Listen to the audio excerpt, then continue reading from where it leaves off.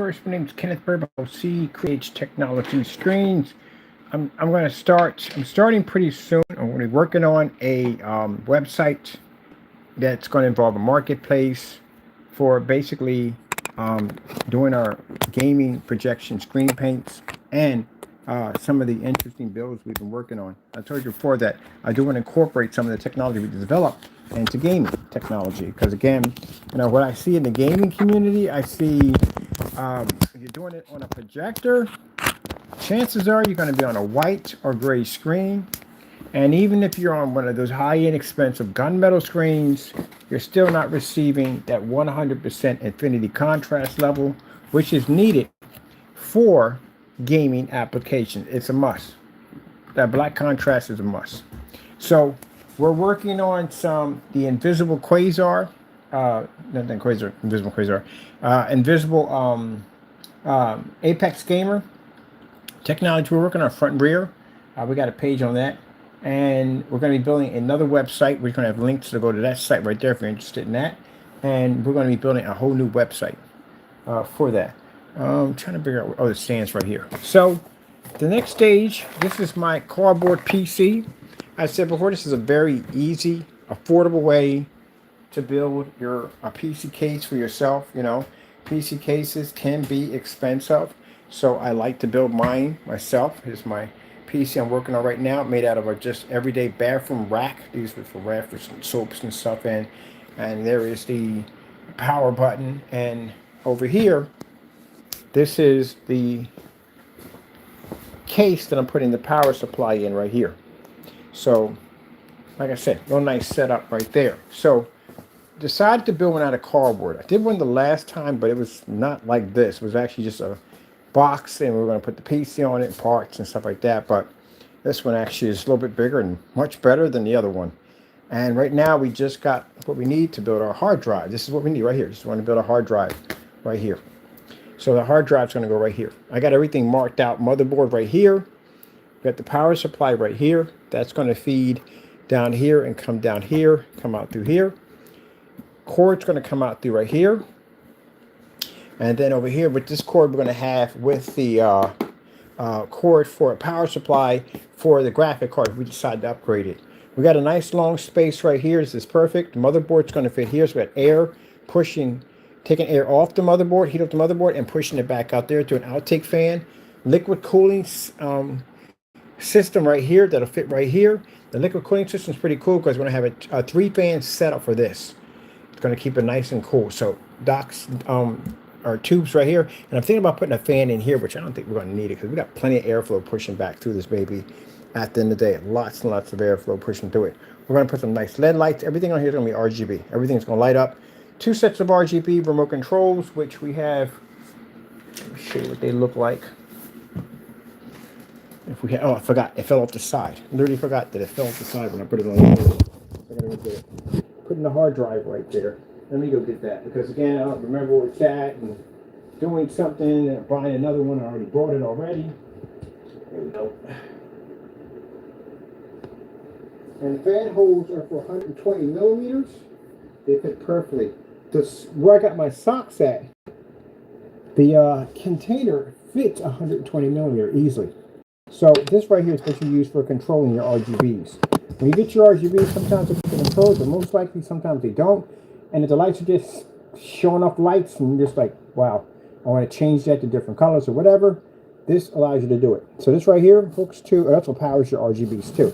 So when you plug them up, if they're basically you don't have a piece like this, we had a piece like this inside of that case we had over there, allowed us to be able to power up our RGB lights because they had RGBs already installed into it. So what this does is when you plug in your fan system into your motherboard CPU fan, the output for there, it's just going to power your liquid cooling system. It's not going to light it up. So what you have to do is you have to get one of these. So you plug this into your SATA right here, and you daisy chain, and at the last you plug in your RGBs into here, and then this little button right here will allow you to be to control speed, your light effects, everything right through here. So this will allow you to remote control it. Now they do got some that are actually remote control. The remote control went up. But the thing I don't like about remote control, sometimes that the light may affect it and then may trigger off problems. So I kind of like, I think I'm gonna feel safer with these right here. These are cheap. These will cost you about maybe about $6 or $7. That's it. That's all you need to get your lights to change any way you want them to change. All right, so we're building our hard drive case for this. That's now what we're going to do is we're going to install. I want to install a lip area here, underneath here, because again we're going to put this high fluorescent, high white, and then we're going to run our LED lights to it. The LED lights we're going to use, I'm going to show you. It's like a the same light we have around the office. It's a solid light, not that the broken lights that have like the little LED little lights in it. No, this is much more advanced, and it gives off a laser kind of display, a chaser that chases itself. Pretty cool. Never seen one like that before, but it's about that thin, and the line is flat, so it lays flat against your surface. All right, so let's get started on this. Went to the post office, picked up some boxes.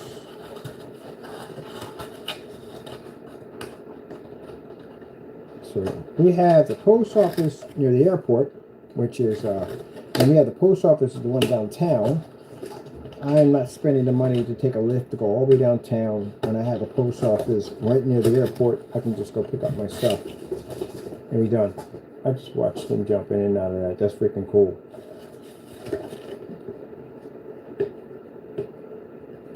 Now I decided to tape it off because I'm going to go with the tap system. That'll allow us to be able to pull it out. And we're going to put our system right there. Now right there we got the motherboard marked here. Let us know not to go past this point because then we'll hit motherboard territory.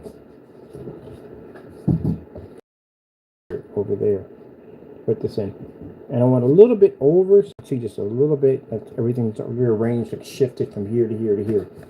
That's how we want it. Alright, so next we got our nice little cutout template we have here. And we can go in and we can cut our, it's raining outside, so soaking wet. We can cut our hole here for our fan, which we're going to need to keep our power supply nice and cool. So put that right there. Ink pens, here we go.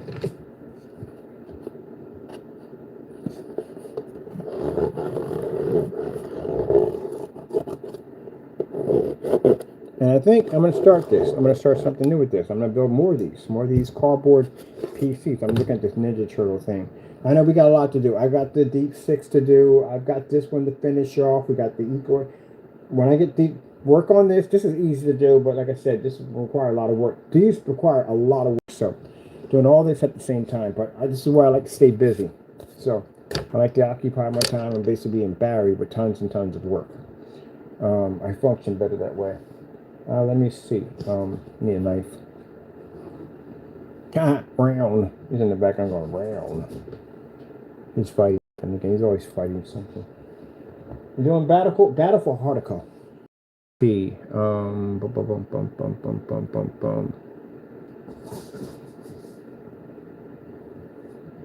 Definitely going to have to put a port here, a smaller port here, because if you have air coming in here, it's nowhere. Because then it's just trapped in here. Oh no, we're drawing air out. I forgot it's drawing air out of it. So that's good. It's drawing air. We don't need a port there. If it's drawing air out. If we're pushing air in, then we do need a port here. This is drawing air out of it. So the fans have to move this way to pull the air this way. The hard drive. Alright, where's our trusty cut knife? Oh, knife. Here we go. Cut a hole in here. I think I'm going to have to invest in some kind of overhead camera stand if I'm building this stuff. I saw somebody had one with a peekaboo window. I was like, ooh, peekaboo window. We got to do a peekaboo window cardboard PC. But first, we got the ecosystem, the nuclear jungle we got to build. That's going to take a lot of work. Let me stand up while doing this. So, but this will show you, I wanted to build this because this will show you how you don't have to go out and spend the money for a case if you don't want one. And you can just build it from cardboard. And keep in mind the cardboard's free.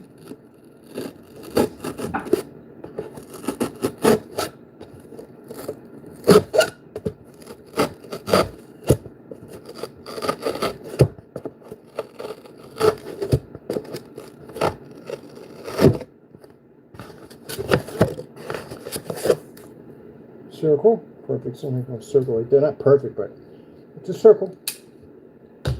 All right, so let's grab ourselves a fan. Give you an idea what we're doing here. I showed you this before. So hard drive is going to go in here. But what I want to do is I want to put something in here that we can slide the hard drive at will. Bring it out if we want. There's a pain neck to go in here to get it. So we're going to need something here in the front for this. So I had something here that would have been perfect for cutting out for that. Oh, as a matter of fact, we can use this right here. I don't think it's going to be long enough for the hard drive. So no, it's not long. I need a bigger remote control for that. It's too small. Ah, this is actually perfect. It's wide enough. It's wide enough. It's perfect. This will work. Let's see. This is going to be here. There. I like the fact that we don't have to really imagine these cut things out just as we go.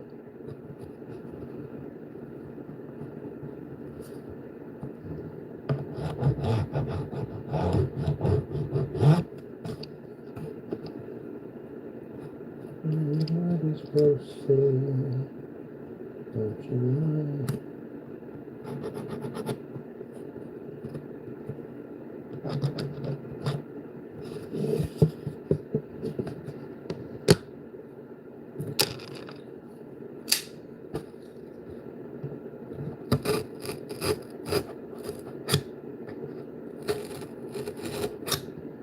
I don't remember when I bought this thing. I think I've had this knife for quite some time. I've had this knife for a couple of years. It's actually pretty good. You ever heard of Cold Steel? Shush. A little bit more, but it's definitely worth it. These things last forever. I've used this thing to build all kinds of stuff. And make sure you stand up when you're doing this because you definitely want to slice something off. But yeah, it's a pretty good knife for work. There's all kinds of stuff with this knife. But yeah, it's a way to save money. And on top of it, like I said, it's fun because, again, it's free. You know, you can use your imagination. Do some pretty cool stuff with it. Now, like I said, if you're not a big fan of the corners, I'll show you how to round them off. Really easy to do.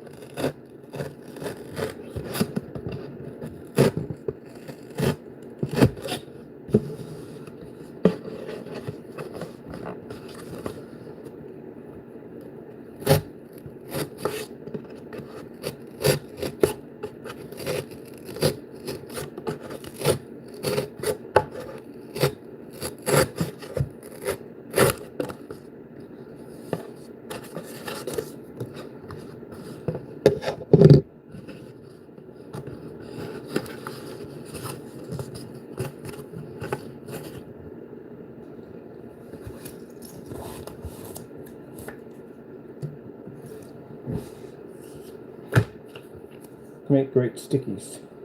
These are good too. On top of that, I would prefer the glue gun, honestly, but sometimes there's areas that you can't get in with the glue gun and you will get jacked up using it, trying to get in those little areas. So this actually works out quite nicely, especially if you're gluing something down and you want it to stay. This works as a nice clamp system too.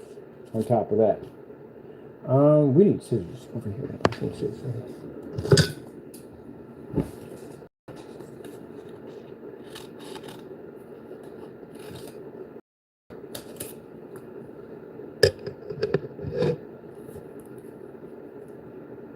Now, I said before, we're starting a third company. I like this whole building with PCs and, you know, the gaming stuff we're working on. I definitely want to do more with the gaming community. And again, I can't express it enough that I'm with console 100%. I just don't like how console is being treated. Will I ever buy a PS system? I don't know. I might. I don't know. I don't know about that yet. I might. Because I'm curious about whether or not what we can do with it. I would really like to see that thing, one of those portable PC cases to carry around, something like that. And I would like the liquid cool one of them so badly. I definitely want liquid cool. So, knowing me at the end of the day, I always say one thing and then turn around and boom, we bought a so-and-so, so we're going to take it apart. Yeah, I'm one of those people at the end of the day. Like at the last minute, I'll see something like, we'll buy it. And then get it, take one apart and liquid cool in it and all that stuff. So I know myself at the end of the day. So man, yeah, I could imagine the Xbox system. We do green, liquid cooling, the PS, we do like a light blue through it, it'd be sick. I might do it, I don't know. I get all this stuff done and I got some free spare time. I think I will do a console system. And if I do a PlayStation system, it's got to be fully cooled. I want it covered in Japanese anime, fully cooled. Xbox, I'm gonna take the Xbox apart and do. I told you I want to do a Hulk scenery with the X, like a Hulk. Pick up the parts and carry it and all that stuff like that, and like everything's damaged to break. Oh, that would look sick. That would look sick.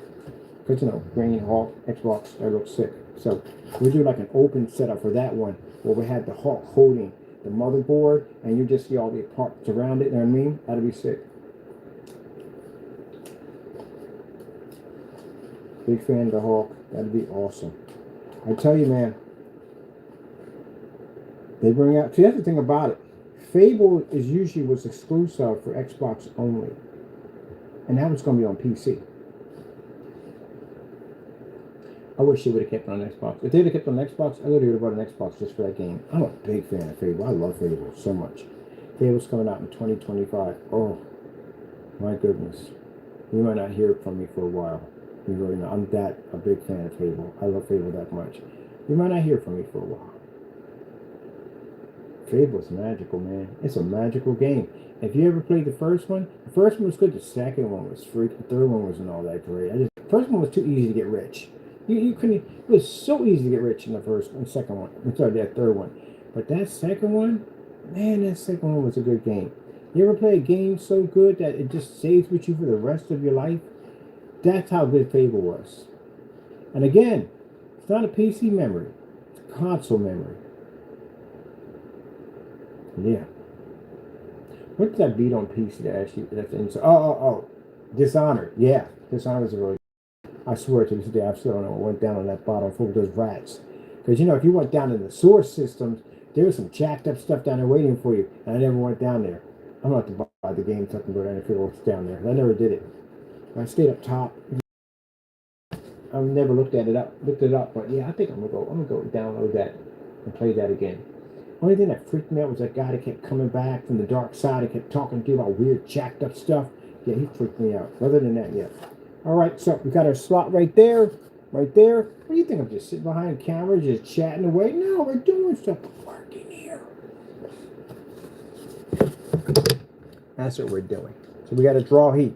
Usually, they used to have these cases that you can slide your motherboard, your car, the drive into, and it had a temperature readout and all that stuff. And they were pretty like $60, $70. But this right here, absolutely cheap to do.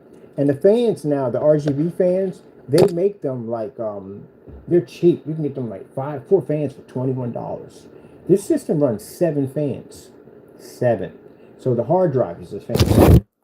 We got intake, outtake fan for the motherboard. That's 3 right there. We got 2 fans in here, and then 2 fans on the outside.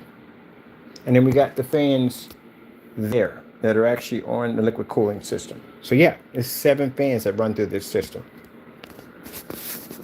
Now, about the RGBs, you can daisy chain them things together.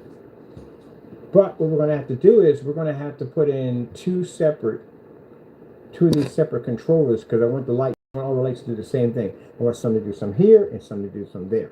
And we're going to put an EL wire. They make an RGB EL wire to run around your motherboard. Oh my goodness.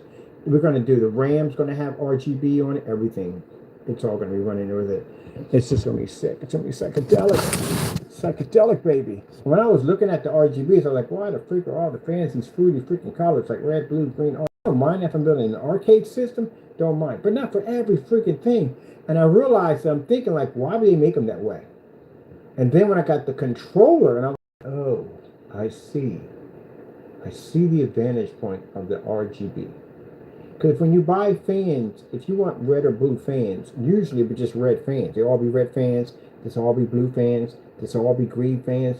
The RGBs are different. I'm sorry I'm late to the party on this one. I just learned about this. Keep in mind, I haven't built a PC in a while, and I just finally got back into building PCs when I built these machines over here, and one of them came with RGBs for the liquid cooling system, which threw me through a loop because I'm used to using 3-pin, 4-pin, and Molex. Didn't realize anything about an RGB. I hadn't built in a while. So when I saw that, I'm like, how the freak are we hooking all this up? Because, yeah, it's something And the beautiful thing about the Lord is when he blesses you with technology and you understand this technology, he actually shows you how to work that technology. So on the way to the store to go pick up something to eat, the Lord was showing me how to put the whole thing together, and that's how I was able to understand the whole thing. And then the next stage was actually understanding how RGB works and so on and so on. So the Lord already gave me the ability to understand anything I need to understand. That's the cool thing about what I'm blessed to have here, is that the fact that if I don't understand it, the Lord allows me to update my system so I understand everything about it and more, even thing that I didn't know anything about. That's how amazing God is. So his blessings can keep on coming. But anyway, so with that being said, that's why I couldn't understand, like, why are these fans all these same weird colors, like blue, green, orange over and over again. I'm like, man, that's freaking, like, the force us just to have that color. And then when I got the controller, I was like, oh shoot, I can change them to solid blue, solid green, solid red, multi-colors. I can make the colors move back and forth. I was like, oh, now I see why these things are freaking better than the other fans. Yeah, sweet. Now these are not RGBs. These are just fans of crazy colors. I got that because I was doing the arcade case. Where's my, you're probably thinking how you're going to power that up. You have to get something like this. This is how you be testing parts. Or if you want to do, like, if I'm doing a PlayStation modification mod where I'm going to be taking it out of the case, I am pretty much going to pick up the Pro. You know why? The Pro's power supply system. Not because it has better graphics than the other one. It's because the power supply system. The power supply system for the original PlayStation would have been a freaking headache. Because we had to go in, because it's shaped like a boot, I would have to go in, and I would have to have somebody design some kind of casing that we can slide the boot in that would be the size of a power supply. The power supply, that power supply is designed to fit in a PC case. The boot on the PS5, however, is not. It'd be harder to put it in. So with that being said, I would have to have somebody 3D print me a case with 2 slots on each side so we can slide in the boot power drive, power supply, and then put a fan system in to keep it nice and cool. Where the other one is faced more like a piece of toast that's slanted on the top. Like that. Easy to put somewhere in there. Easy to put it into a case with no problem. You can put that thing anywhere. Anywhere. But if we're going to be putting the fans in there to keep it nice and cool, run the PC fans, how are we going to run the PC fans if we don't have a regular power supply that has the outputs for the fans? And this is where the Molex comes in. So you take your Molex adapter, this into a fan control port that will run 4 fans. The fan controller touchscreen will have a Molex adapter on the other end, and you plug that in. Of course, we're not going to run the RGBs through, but we'll be able to run regular Molex fans that light up such like this. So, you have to have a Molex power supply to do that, because if not, that you're going to slice into the power supply into the system, which got it that way, you can do it, but other than that, I ain't taking that chance to wrecking it. Anyway. Now, you can change this, which I'm sorry I forgot. You have to buy the adapter for it. So there's an adapter, actually a 3-pin adapter, 3-pin to Molex adapter. So I need to do that to convert these. Yes. One of the things you will realize when you start working on PCs is that you will modify everything, even down to the cables. So this right here allows for the air to suck out of the hard drive and right out into the outness of nothingness. And then we're looking like, oh, George, don't do that. Keep your hands down here and get yourself jacked up in the process. All right, here we go. And we want it right there. Or we want it a little higher up there. That's where we wanted that. Whew. Did you try to kill me? The first ones didn't have switches on them. These have switches, you can turn them off. But the first ones didn't come with switches on them. Another thing you have to learn too, how to repair these. Because again, some people buy a whole new fan because it's got damage. You can literally repair these. You have to buy the crimping tools with it in order to do this. It's easy to do. Or if you don't want to basically go that road to learn how to fix these, all you have to do is go down and get yourself a 3-pin to Molex adapter, and you can replace this, because sometimes these will pull out. And that's the cool thing about PC. You learn as you go along. You learn things. You learn the same thing in console too. That's what they're trying. I guess they're trying to teach you in console by telling you to go in and open it up and change out your hard drive and all that stuff. The more curious types are the ones that go, I wonder what's beyond this door. Let's go in the basement and check it out. And you're going to find, other than finding something jacked up down there waiting for you, you're going to find some pretty cool stuff in there. Just have to avoid your warranty. But I'm going to tell you something. You're going to avoid your warranty anyway. You know why? You got to get in there to clean that out. If you don't clean that out, you're going to have problems. A lot of problems are going to come up. If your system's overheating, things are slowing down, you're having some problems, yes, but your circuits can't breathe in there. So you're going to have to clean it out sooner or later. So if you take it to somebody else, like Geek Squad or one of those places, will clean it out for you. I don't know if they do it or not, but if they do, they got to avoid the warranty to get in there. They're going to tell you, hey, I got to go in here to clean this part out. Just let you know it's going to avoid your warranty. You're going to avoid it anyway. And you can't send it to PlayStation because they're not going to clean it out for you. They tell you they're not going to clean it out for you. So with that being said, yeah, it's a damned if you do and damned if you don't scenario. That's what it is. Damned if you do, damned if you don't scenario. If you don't clean it, you're going to pay for it. Either way. So, jacked up scenario. Tell you the truth, they should clean it. I do. I believe they should clean it. You know why? If they don't want you removing the void stickers, the void, the protection on, then they should clean it, and they should do it for free or for extremely cheap. But they should do it.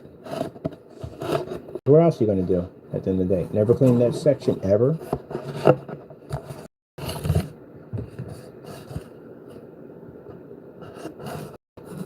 You know, gotta clean it. You have to clean it. What are you gonna do? I'll sit there and have an argument like, what the frick you want me to do here? How am I supposed to clean this? Like, seriously. Let's be honest here. How am I cleaning this? If you go inside of it, you're gonna avoid your warranty. Okay, so how do I clean it? They're gonna tell you this, they're gonna tell you. Just go clean the fan and that's it. And that should keep the system clean. Yeah, right. And Berlin is giving them more money to buy another one. Yeah, give me access to that baby, man. Give me access to it. Access to it. Get off of that, please.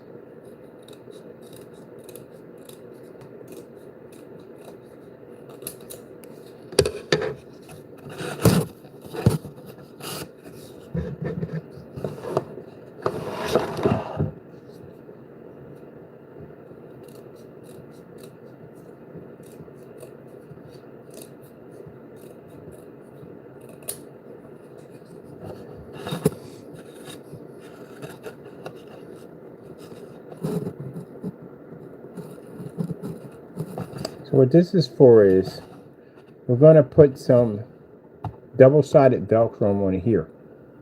So basically, if I need to get the hard drive out, this is connected to the hard drive. We're going to put a nice tab on here so it looks professional. Not this right here. This is just to put it there for the time being. But we're going to put a nice little tab that you can put your finger in and pull it out. Make it look professional.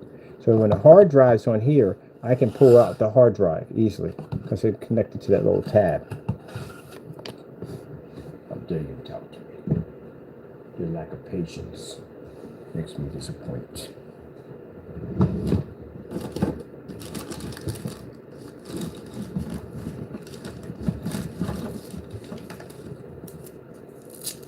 But, you know, it's just for anybody at the end of the day, you know, you PCs and stuff, you know what I mean? Like, maybe you want to put a console on one of these, which is not a bad idea. That'd be a heck of a lot cheaper than putting it into a PC case. That's not a bad idea. How much easier that makes it for me than the day? So again, the hardest thing is your heart, not your system's not hard to do. It's your power supply is hard. You can't find a PC case that fit those things. They're not designed for a PC case. It's designed for a console. But build a compartment that'll accommodate your hard drive. I mean, your original compartment, your power supply. That makes it easy for me. Oh man! Right now, I'm working on a motherboard stand made out of cardboard. Already with the case screws installed into it. Not the case screws, the motherboard post already installed into them, and the fan system at the bottom. So all I have to do is imagine we got two of these together. Connect the motherboard on top, run a cooling fan on each side. Easy, already hooked in, already pre-made, put to the side. All I do is I put my hose in, drop my screws in with the glue, and that's it. And I can take the entire motherboard and stick it right to the box. Velcro it right on. Or if I want to do it this way, if I want to do it a little bit more harder, I can design a slide system where it just locks in place. Oh, that'd be sick. Slide unit. We have to build that. I have enough boxes over here to do it. We got a motherboard we can actually build around it.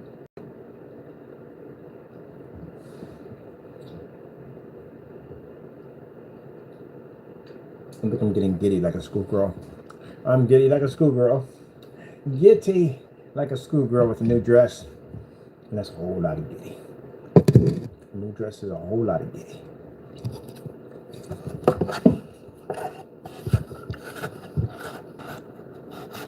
Yeah, right out. That's what it's got right here. Perfect.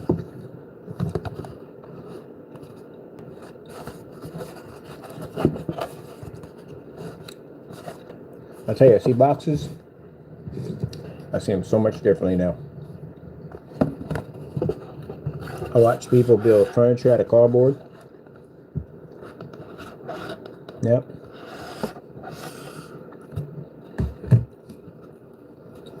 At one company, makes a lot of money building furniture out of, and built a bed out of cardboard, and people buy it. Fantastic idea.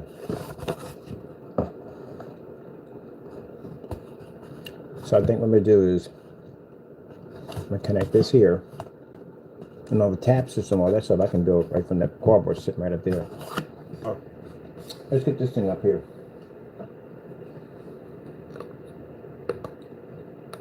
Get this installed in.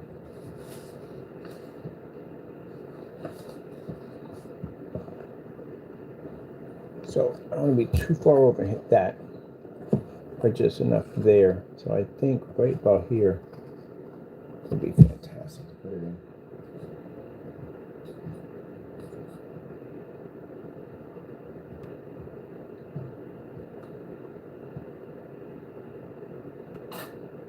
And yeah, somebody was like, why don't you just buy the case?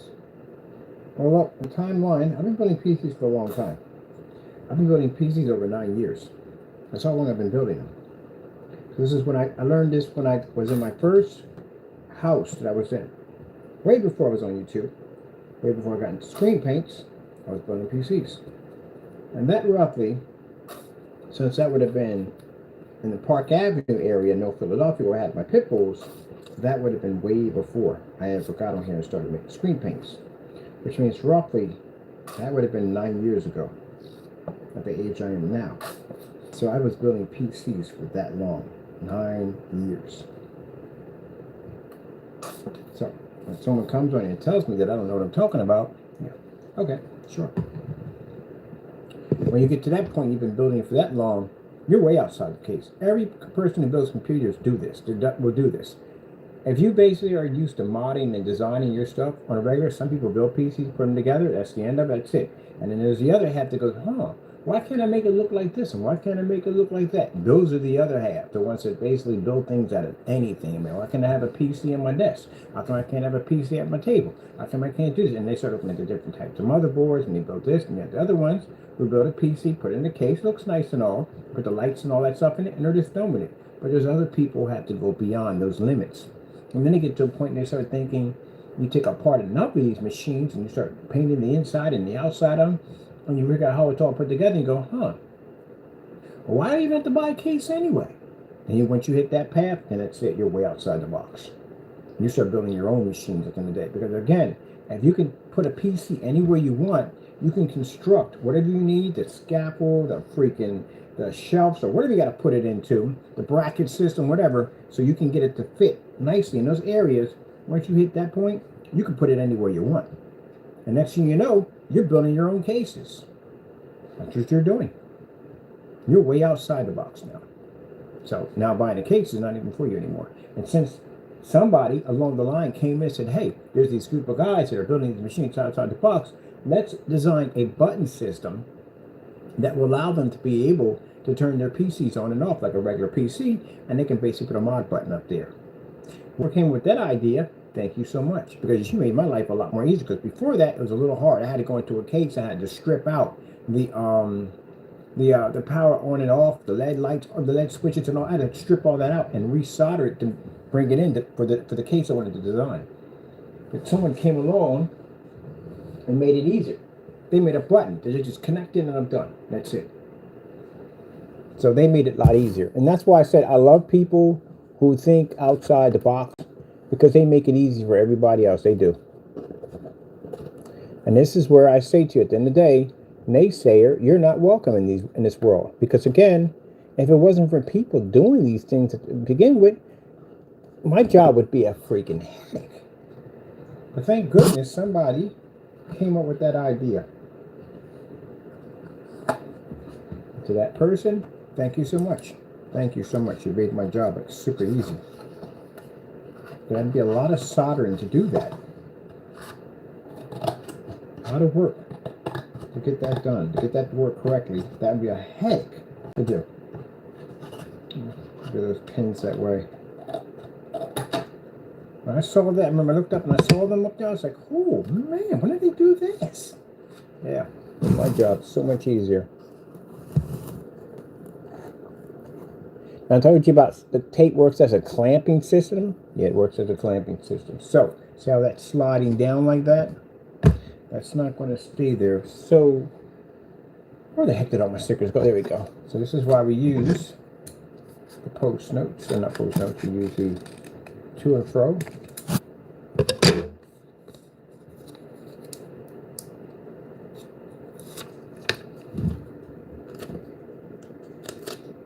Careful about that hitting that.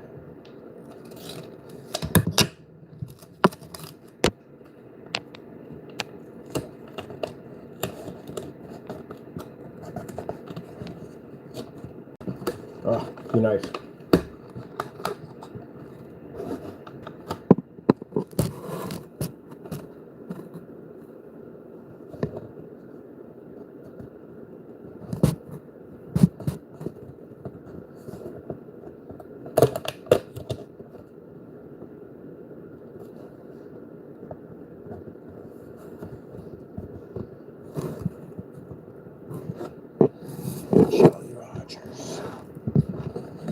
Man, when you start doing that stuff or putting PCs anywhere, man, you be thinking about crazy stuff. I wonder if I can put a computer on it. And since they make these motherboards smaller and smaller, makes it so much easier now to stick a PC just about anywhere you freaking want. Because the motherboards are smaller. Those ITX boards, freaking love those things. Because before, you had these big old motherboards in there, the ATX boards in there, and you'd be looking at this like, man, I ain't got much room in here to play. Like, I got to buy bigger cases to accommodate the motherboards and put more stuff in there. But them those ITX boards, micro ITX boards, oh, things are sweet. I love them. I actually love them. I use those in everything. And people said about that, I put that on everything. I use those micro boards on everything. So that's why I told you that the whatchamacallit works as a fantastic clamp. Keeps everything nice and tight in there. Straight. Yeah, straight.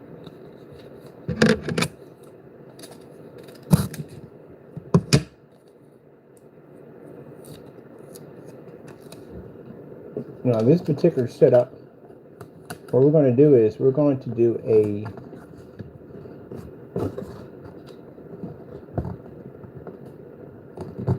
do two types of hard drives. We're going to put in an M2 in here, which is 2 terabytes. And then we're going to put in a hard drive, which we have over here. We're not using this one, it's too small. We're going to put in a maybe like a 8 terabytes. 8 terabytes like $133 for a hard drive. That's what I do from there.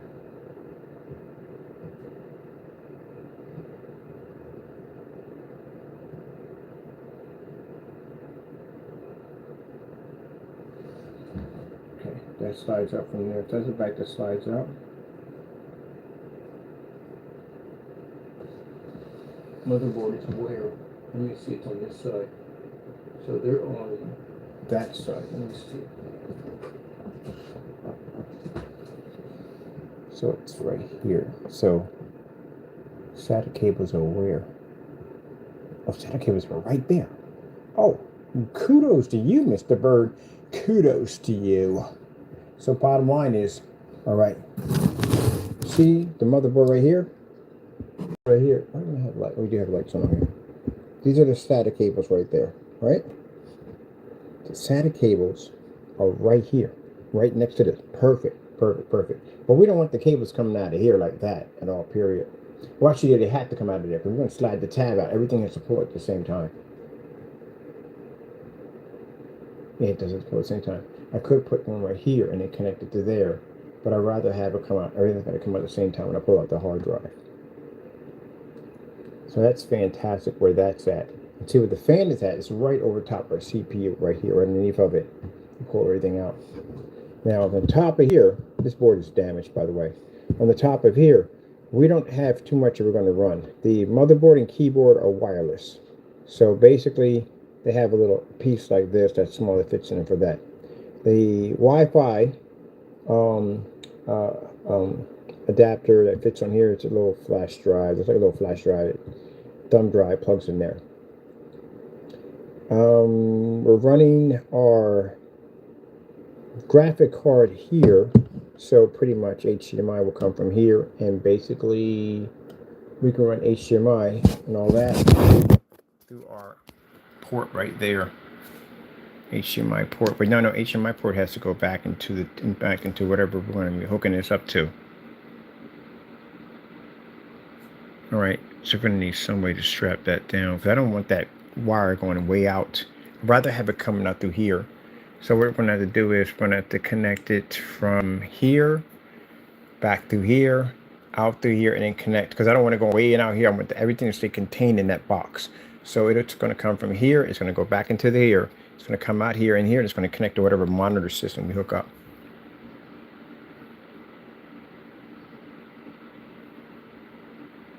We should make the monitor out of cardboard. I wanted to do that the first time. We should literally make the monitor out of cardboard. If we got to get a special cardboard for that, investigate in a small, because the larger ones, I always jack it up when we're doing large ones. So this will come from here into there and out here, and that'll plug into the monitor system when we develop it. Monitor's going to be projected, it's going to be cardboard, it's going to be Pico. Chances are that's pretty much what I'm going to do. With the new Gaber paint I want to test out. Let me see. Alright, that's from there. Sound, we don't really use this, but we're going to run microphones to here. I know we're going to run our headsets to here, we're going to run our headsets to here. Everything from here. If there's any wires or anything, any wires whatsoever, it'll all be bind together, which isn't much. We bind together and push right back through here. It'll come from here, push back in here, and come out through here. Because I don't want it to outside the box, so to speak. We need to keep it inside the box. Inside.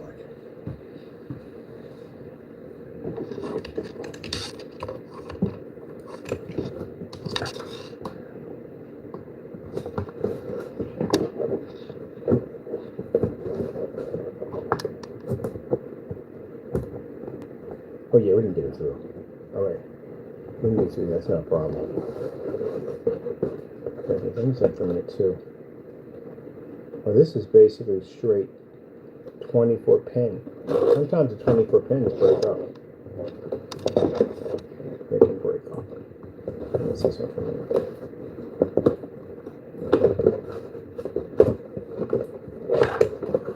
If this doesn't expand, what we have to do, and easy to do, like I said, you cut here, here, here, and here. This will cause it to spread. And you put expanded tape around it, will cause this to expand. And put it right back to its original form. So not hard to do.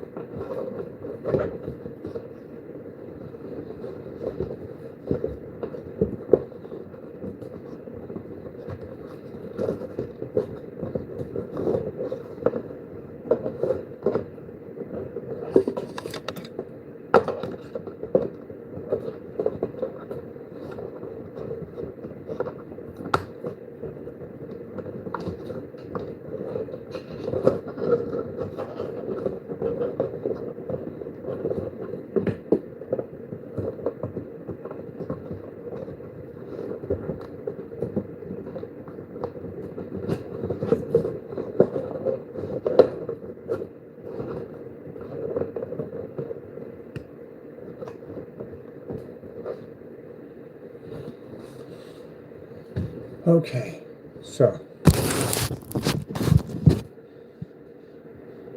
we have here 12V or 6V here. We have 24 pin here that are connected to the motherboard. SATA outputs. So SATA outputs, we don't want it coming from here to here. So the SATA outputs, I'm going to have to basically, let me see what we got from here to here. We're going to have to put something here. We need something here. I need them to connect from here to here. From here to here. Let me see. The power supply. The power supply for the SATA is going to have to be right here. Definitely. Because again, I don't want it coming out here and wrapping around here. I'd rather have it coming from right there. Yeah, definitely right there. That'd be perfect for that right there. Alright, got some work to do there. Good idea what we're working with.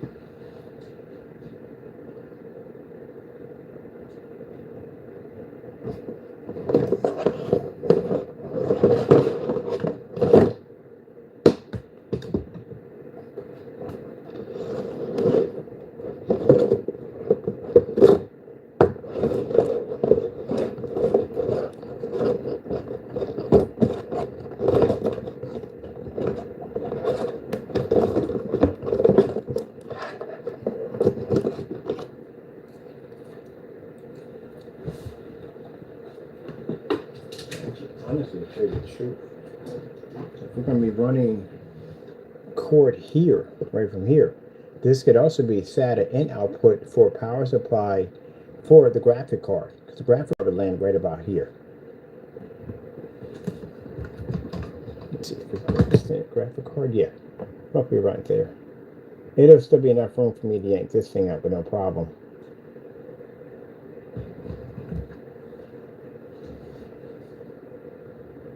Let me see, graphic card, hard drive. Graphic card's running probably a little wider than that. So yeah, 2 fans would probably reach about right there on the third, because the card we can get low profile 3052 also. We have to get a massive one. Run that with no problem. But we do need to put a port here. Port definitely has to be here. Alright, let me see. And we're just running that for the hard drive and for the power supply for the again, get it together. Power supply for what? Power supply for the video card. That's what that's going to be for. Power supply for the video card. Hey, you here working with me? Like, yeah, what you doing, Dad? We're building a PC. And next, we're going to build a motherboard stand. What do you think about that? Motherboard stand. It's a little strip up there. But, hey, we still got it there, no problem. We'll put motherboard posts in there. Keep the board up a little bit. And the fan doesn't go on the outside, the fan goes on the inside. If not, we can't put the post in. But next time we will build our own motherboard stand with post.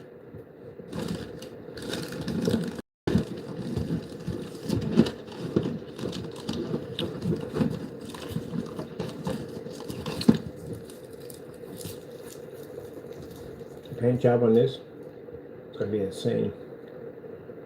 You need the corners to be rough, rigid, corroded, damaged. And the way to do that, to make this smooth cardboard come to life, some Gorilla Tape. Let me just peel it off. That makes a rough texture to it. We do the paint job on this. Absolutely insane.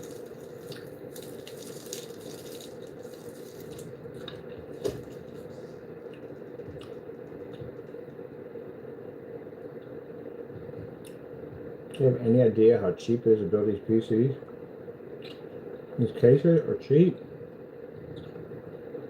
Super cheap.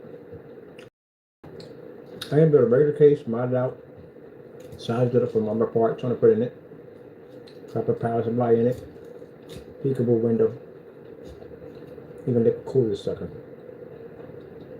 You put a power button on it, and built the case that fast.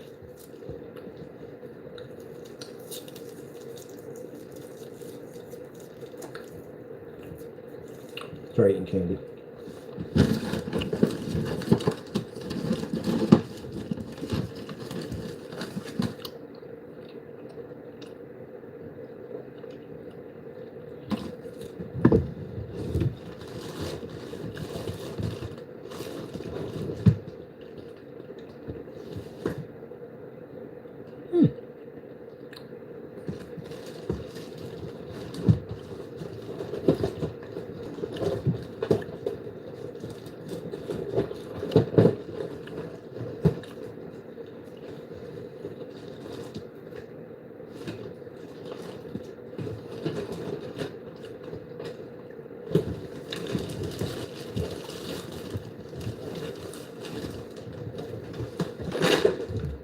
We will not bring up the naysayer in this environment. This is an abomination for the PC. We are next to build a cardboard Warhammer PC. We have to build one. It's going to be absolutely amazing. Like the idea just popped in my head that fast. So, naysayer. We will not call you naysayer here. We will call you the abomination. That's what you'll be dubbed here. In the world of our PC builds, building our master machines of war, you will be dubbed the abomination. And with the power of our PC and console modifications, we will purge you from this earth. Do you not hear, for we have spoken. I love it! We got to build one! I'll tell you, I love this. This is my world. I'm happy.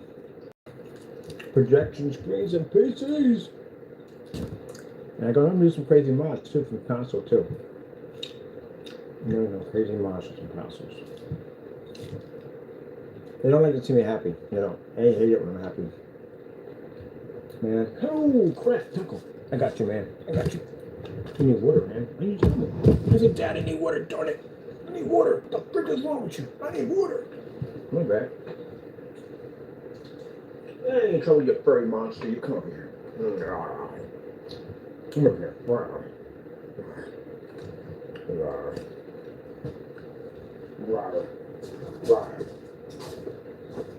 You monster. You monster. I'm dead.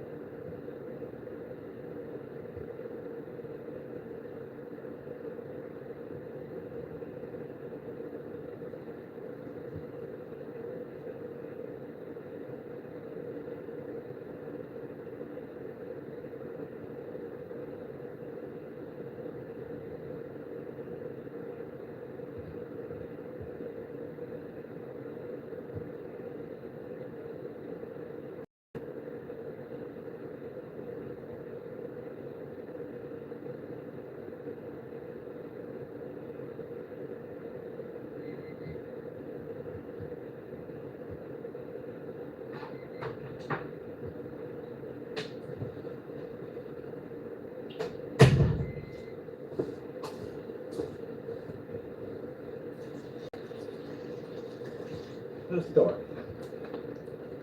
Right there.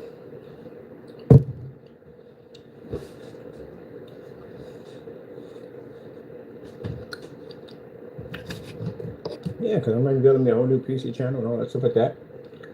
And again, I don't want to mention names. You already know who you are. So we should call you the Abomination. We must purge the earth. Purge you from this earth. I like Warhammer. I like the way they talk. I like the orgs. They're the orgs. We have to purge them from this earth. Cleanse the earth. Let me see. Alright, so this is pretty cool right here. That's very nice right there. That's all set up nicely.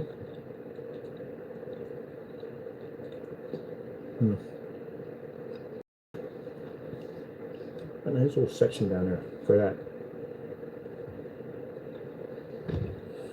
We've got to put one right here, but put something here.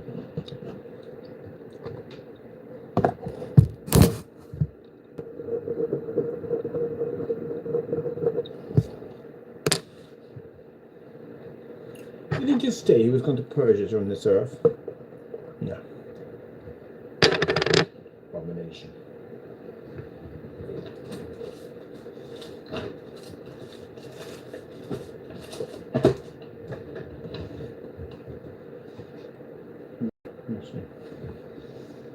I need some parts.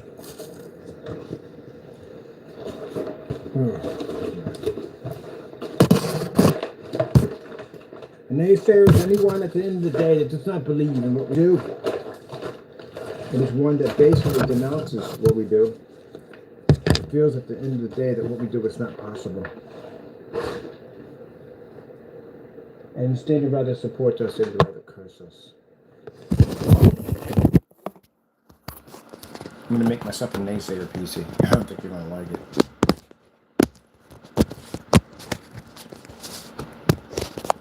I'm going to have a knight in shiny armor on the top of the hill embedded with skulls. Naysayers have been basically destroyed. Naysayer stands. He is on his knees in the mighty destroyer has got his sword plunged deep into your chest. All you can do is hold on to the sword. Hopefully survive until sunset. But no. I should design something. That'd be pretty cool. I can call it the Naysayer PC. Yeah. It'd be awesome. Like this epic knight sitting on like a pile of a hill of skulls, and this last warrior just sitting there, kneeled before him with a sword embedded in his chest.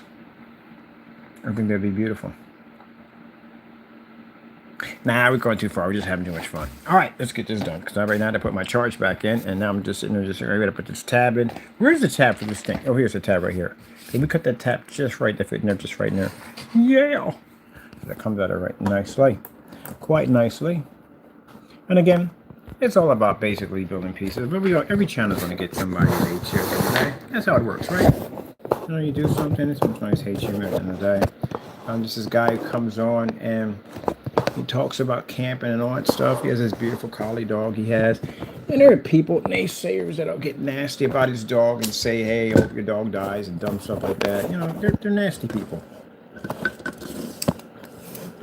That's what they do. They do nasty stuff because they're jealous.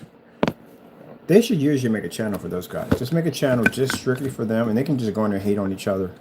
You just go in there and just hate on each other all day long. Like, I hate you, and I hate you, and I hate you, and I hate you more, and I hate you. Just a channel just for you guys only. I think that'd be fantastic. Oh, I got the best way to make a stand here that would work just fine. Hold on for a minute. Put that stand away. I'm going to make a better stand right here. But anyway, this should make a channel just for the haters.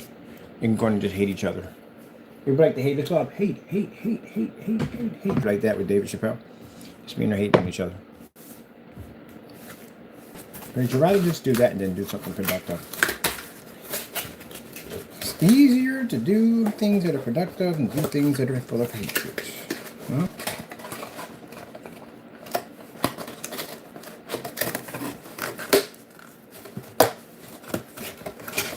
Hate to say it's too much time and too much energy. It just does. It's stressful. It really is.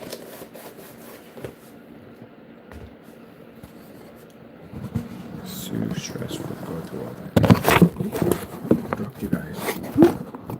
It's too stressful to go through all that. It's not even worth it. Not even worth it.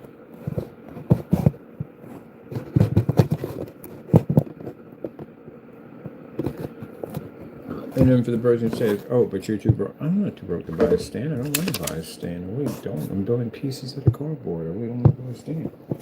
I'll buy a stand when I'm ready to buy a stand. I don't want to buy one.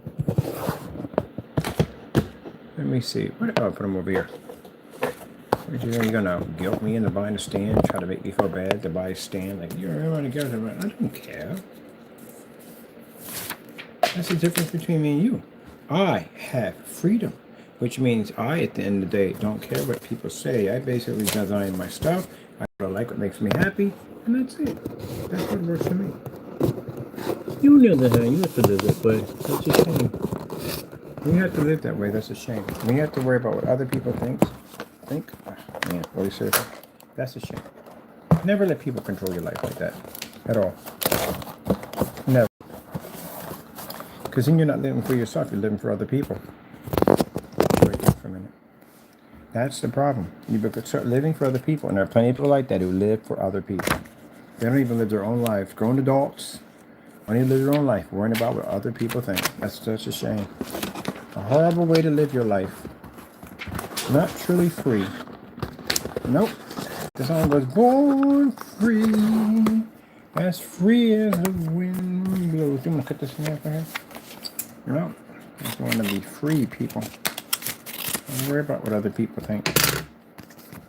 Be you. But they don't want that. And some people can't do that. They're stuck. That's why they make fun of you, because they can't do it themselves. When a person does it, that shows how weak they are, because they can't do it themselves. They're not bold enough to do it themselves. So they'd rather make fun of you. That's why. Once you understand that, you realize how trapped they are. Oh yeah. All right. I need something to hold this section right here. That's what I need. What do you have that for? Why don't you just put it right here? Oh yeah, that definitely would have been much easier to do. All right. Sorry, I wasn't thinking to fold that. But anyway, that's what I said. When people get to a point where they're going to make fun of you, if you're wearing something cool, then you feel cool, you like it. All right, well, it's not precaution and strings all over. You don't be that kind of person. But anyway, you should basically go out and wear it. Be happy about it. You know what I mean? Got an old Bruce Sting t-shirt. I don't know who would ever basically deny the boss, first of all. But anyway. But if they're making fun of you, that means they're afraid to do it themselves. That's what it comes down to. They're afraid. It's like interesting that this show, I forgot what it was called, but it was about these kids that were geeks. They were geeks, and this one guy was a bully. He always tormented their lives because he always bullied them all the time. And then later on in the season, find out that he was into the same thing they were into, but he was a little embarrassed because he didn't want to be like them, but in a way he did want to be like them. He wanted to be a part of their group. And I guess he was angry with them because he thought that they would probably never accept him, so that's why he bullied them. And later on, they saw him at one of those shows, those Comic-Con shows, whatever. He was there, and he was a little embarrassed, but he kind of told them why he bullied them and everything. And after in the end, they became really good friends. Yep. They became really good friends, and they went to different shows and all that stuff together and everything. Most people, when they bully you like that, it's because they want to be you. That's it. They just don't know how. And the other bullies are just jerks at the end of the day, and they get the crap kicked out of them. You got to remember in life, when you bully somebody, there's always somebody bigger. There's always a bigger fish that's going to come out of hiding and get you next. Always. Every time. Always. I remember there's a guy a long time ago. That's when the guy told you I broke his kneecaps, but this was a long time ago with the baseball bat. I was a kid. My brother told me to hide in the bushes and hit him with a bat. But anyway, I didn't hit him in the chest, I got kneecaps anyway. But anyway, he was a guy who bullied kids all the time. And eventually he went to a school where there were bigger kids, and he got bullied. Every day. I watched it. I even gave him a nickname he didn't like. Yup. Bumped into a kid that was bigger than him. And he bullied him every freaking day. Karma. It's interesting how it catches up to you, right? Bam, out of nowhere. But that's what happened to him. Every day he got bullied. Yep. Went to a bigger lake, bigger fish. Only problem, he was a small fish compared to what was in there. He got bullied every day.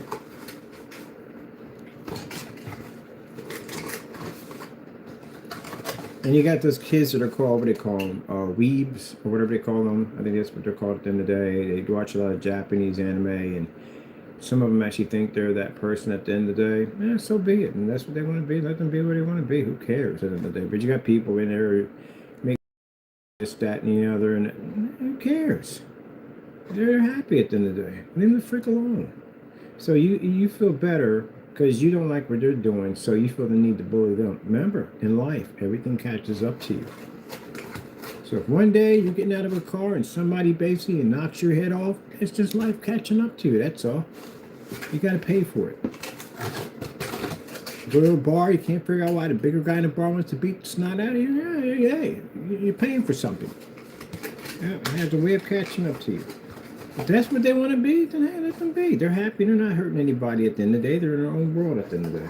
I could never understand how people want to go over and mess with somebody because they're different at the end of the day.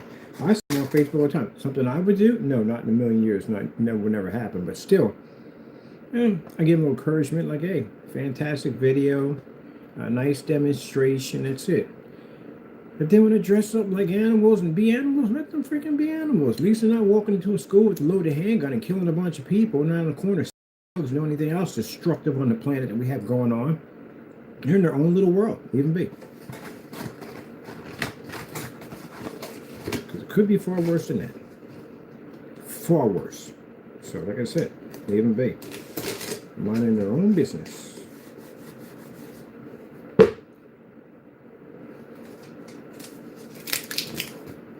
You know.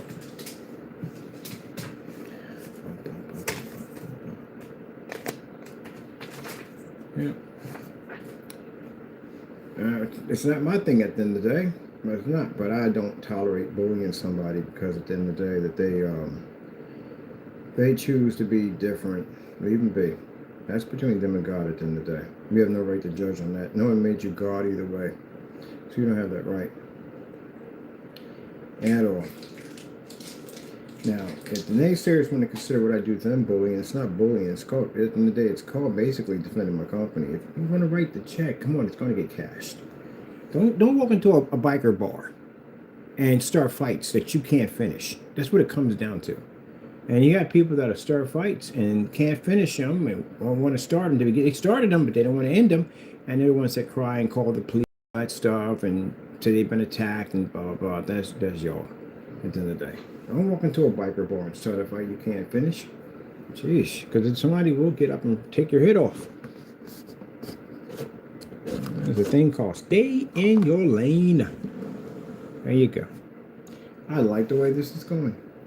We got to put a hole on that side over there. I'm trying to find something small. If I don't want to put anything gigantic over there.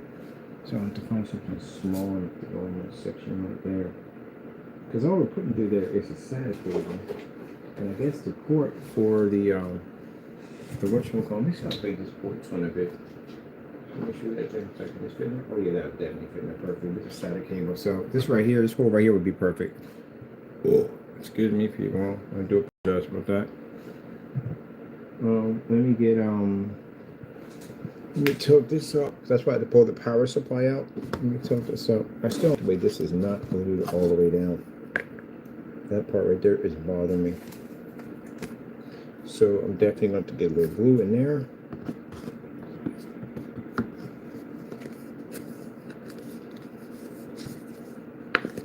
Yeah, who's minding their own business, being what you.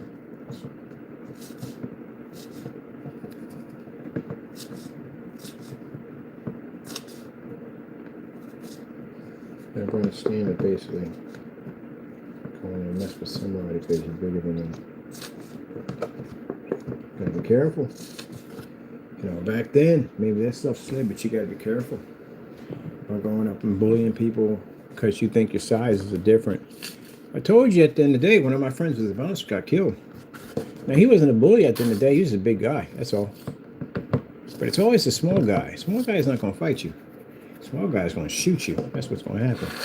That's when you have to worry about. I remember I asked him that question. He's a big guy, too. He was like 6'4", almost 300 pounds. He's a big, big guy. And there he's a bouncer. And I asked him, I said, what do you fear? Who do you fear? I was a small guy at the time. I was about 140 pounds. Small guy. I'm a big guy. I wasn't lifting weights at the time, and I wasn't studying. Because that's after I got in the accident. I got hurt. That's when I got into martial arts, because I got hurt. Put me on all this medication. It wasn't working. But anyway, yeah, I asked him that question. I said, who do you fear the most? The big man or a small man? So a big man, he says he wasn't afraid of, because the big man, well, I like this stand we built here. We built a nice stand here. It's a pretty cool stand. I like it. But anyway, he said he didn't fear the big man, because he said the big man would fight him. Big man would fight him. Come on, get out of there. Big man would fight him with no problem. So he wasn't afraid of the big man. It was the small guy he was afraid of. Because the small guy, he said, small guy is not going to fight him. Small guy is going to come back with something and try to kill him. And that's what he's afraid of. Not afraid of, because again, a big guy, you know, he knocked out a big guy. This is another big guy fighting another big guy. That's pretty much what it is, you know. But when you got a small guy at the end of the day, you know, you throw him around. You throw him around. It just looks like you have an advantage point. Unless he's trained. If he's trained, then you got a problem at the end of the day. But if he's not trained, then you got an advantage point. So, you know, I was talking to him. I said, so how does that even work? He said, well, it's kind of messed up because, again, a big guy it always gets short end and stick. He said, because, you know, if I let the guy beat me up, then I'm being ranked on because I let the little smaller guy beat me up. And if I beat him up, then I'm being ranked on for being a bully. He said, man, I can't win. He said, I got to handle the situation just by talking to him and try to get him out of it. But sometimes, you know, things get a little rowdy. And that's what happened. He didn't even touch the guy. He basically just told the guy to leave. And the guy didn't like how he talked to him. He just told him to leave. He's in there harassing some women. And he's out there picking the line for people to come in. This guy walked up behind him, shot him in the head and killed him. Just like that, out of nowhere. Took his life. So, as I said before, it's not the big guy they're afraid of. It's the small guy. Because the small guy ain't going to fight you hand to hand. He's going to go back and get a weapon. Because literally, we had that conversation. Mind you, I'm not laughing about that. I'm laughing at the conversation we had before, months before it happened. When we were sitting and talking, remember, I wasn't a big guy then. I was a very thin dude when I was coming up. And he was a really big guy. And he asked me one time, I asked him about that question. And he said, so what would you do if I came at you to fight you? So I get a shotgun to take you out. He said, there you go. So why would you get a shotgun to take me out? You're too big of a guy. I can't fight you up close. That's impossible. I have to get a gun to take you out. Here, there you go. That's what I fear. And that's exactly what happened to him too. Months later, that's what happened. His life was taken. So yeah, it's a small guys, what they fear. So now, bouncers carry guns and everything else on them. Yep.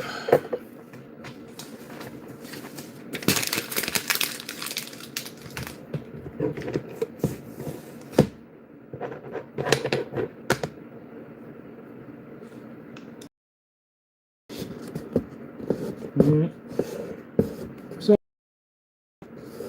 I was hoping he didn't, or he would quit that job. You know, that job has all kinds of potential problems when you work a job like that.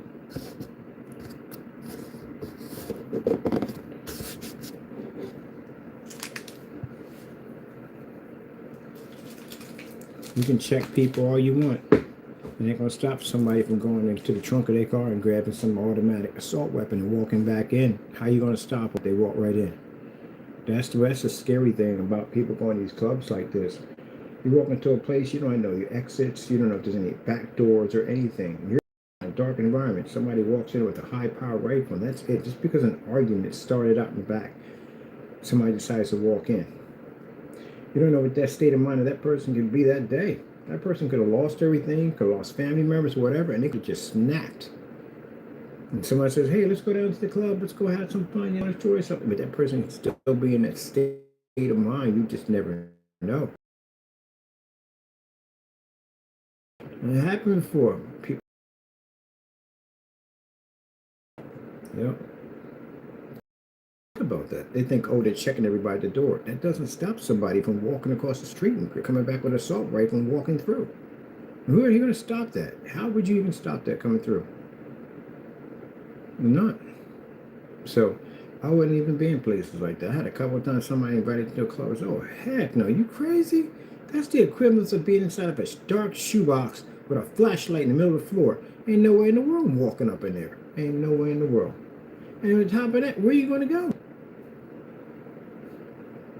If there are only accesses, you're not getting access to it because only certain securities. I don't know how that would even work. Like, and then people are running back and forth and just stamping. No, there's no way in the world I would walk up in a situation like that.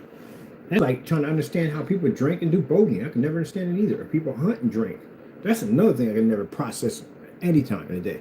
I can never understand how people drink and hunt at the same time. It should be against the law to drink and carry firearms. It's the worst combination I've ever seen in my life. That and boats. Drinking on a boat is the worst thing I've ever seen. There are people that fall overboard and drown and die. There are people that have had boating accidents of crashing into each other, crashing into other people's boats while they're drunk, intoxicated. How in the world is that legal? I don't even know people. That baffles the daylights out of me. That literally baffles me. You've seen people on party boats drunk as can be. Guys drive their boats drunk. The people on the boat are drunk. And they slam it and kill somebody. Yeah, I don't even know how that's even possible. But yet, you can't have alcohol in your car. You realize, think about that. You can't have alcohol in your car, but yet you can go hunting with a firearm and drink. You can basically be in a boat and drink, but you can't have alcohol in your car. Tell me how backwards the law is. Them people don't really think about that at the end of the day. Can't be on an airplane and drink. Can't be flying a plane and drinking. Private pilot can't do that. Can't open alcohol in your car. But if you're on the water, you can drink as much as you want. Get as drunk as a skunk. And you don't know if the driver's been drinking either. You don't know that either. He's probably driving the boat drunk too. And then when you hunt, you can drink too. And you're carrying a firearm at that. Didn't think about that one, did you? Yeah, it's kind of stuff crosses my mind all the time. So that's interesting. Unless your boat's swerving or you can't, even if you're out there partying and drinking, and they're out there, the boat patrols out there, they know you're drunk, they know you're out there drinking, they just go right on by. Because it's a party boat at the end of the day, you just have a party, yay! Yeah. And people sit there and say that the whatchamacallit's not supposed to drink. The person who's driving the boat, I forget the name of the pilot, whatever they call it, is driving the boat, whatever. He drinks. Sometimes they drink. They have accidents where boats actually collide into other boats, or boats crash into docks because the person driving the boat was drunk. Heck, you've seen people with cruise liners crash into stuff because the guy was drunk or high. Yeah. It's crazy stuff. Boat accidents.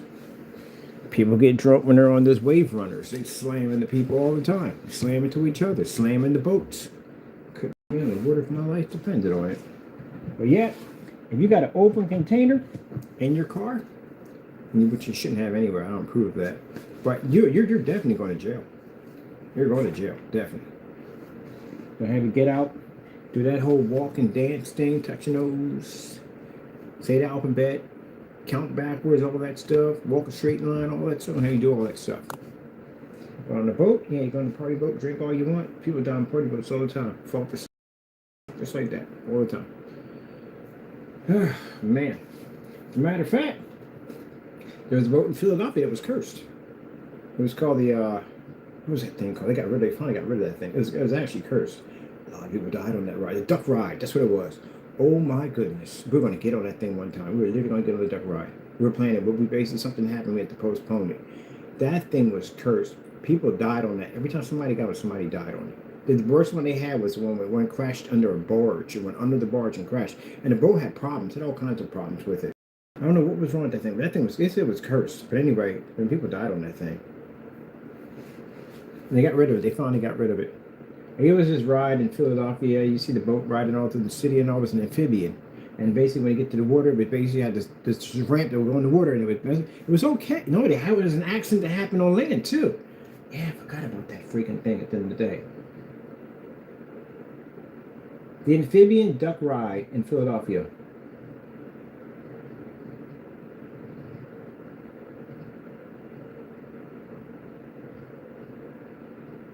What was that thing called? The duck ride. It's called a duck ride.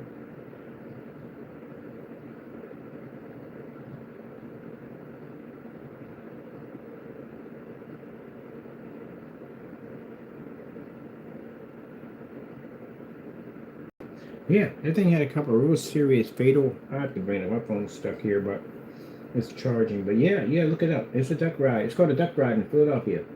They basically had to get rid of that thing. That thing had 3 accidents. I don't know. I know, but I counted 3 accidents. One was actually on land. It was a really bad one too. And every time someone was involved, somebody got killed in this thing. Killed. The worst one was the one. The worst one they had was the one out in the water. Somehow that thing had a fatal crash. It hit under a barge. It ended up under a barge, and it was actually messed up. A lot of people, like kids, too, died on it. It was pretty messed up. But yeah, they banned it. They finally got rid of it. I don't know what was wrong with that thing. It was always having some kind of problem. We were going to get on it one time. And yeah, when we got on somebody that had that accident, I was like, gee, where's Louise? Yeah. Pretty cool idea. It was a fantastic idea. You know, you got on this boat, you actually docked it on land. You got on this boat, you put these life rafts on you, and it rode around and did the tour of the city, and then that thing went right into the water and then went around the Delaware River. But it just always had the worst accidents ever on that thing. It was actually cursed. I think it was cursed, to tell you the truth, honestly. There is supposed to be a curse in Philadelphia that built a building taller than William Penn. The city was cursed. For a long time, we couldn't win a championship for Jack. I mean, we could not win a championship for Jack. And then the Sixers won. This is way back in the day. Way back. This is when Dr. J was playing basketball. That shows you how far back it was. And the curse was broken. So, and the Phillies won, and the Eagles won. Yeah, curse was broken. But that's actually a curse. It was supposed to be any building taller than William Penn. That means the city would be cursed. You're like, oh, you can't believe in that. That's an urban legend. We haven't won a freaking game since then. We have not won a game since then. But then again, like I said, superstitious. I don't believe in superstitious. I don't believe in Friday the 13th or none of that stuff. I don't believe in any of that stuff at all, period. Actually, the number 13 and number 7 is my favorite number. That's my lucky number, 13. Look, we got our little tiny feet on the little feet. Look at that little robot. What you doing, Mr. Robot? Let me see. Cut our little. How come we don't have the top of these? I'll take the top better. Come here. Top for this.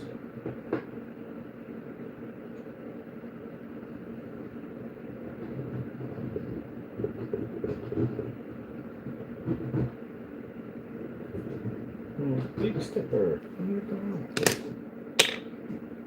Where's my trusty knife? My trusty blade. On the bright side, they can use a ton of EL wire to do this thing. Yeah, this is the easy build. The hard build is the whatchamacallit. That's an easy build. The ecosystem is a hard one. It involves a lot of detail painting. Top of that, the what's it called? The UV that we put on that stuff has to be made. We literally can't. We have to buy. We put activators and everything. We need different color activators for everything. So it has to be mixed a different way to do it. So yeah, I want that inside of that system to look like a real ecosystem, like really real. Like a giant hypno frog. All right, let me see. Where's my blade at? I need to cut this out real quick. Get this done. Get this finished. Still got more work to do today, so we're not even anywhere near close. It's 12:43. We still got stuff to do. I gotta start the promo demonstrations for the screen, which I'm gonna do my little shorts gonna be popping up for those. It's over here.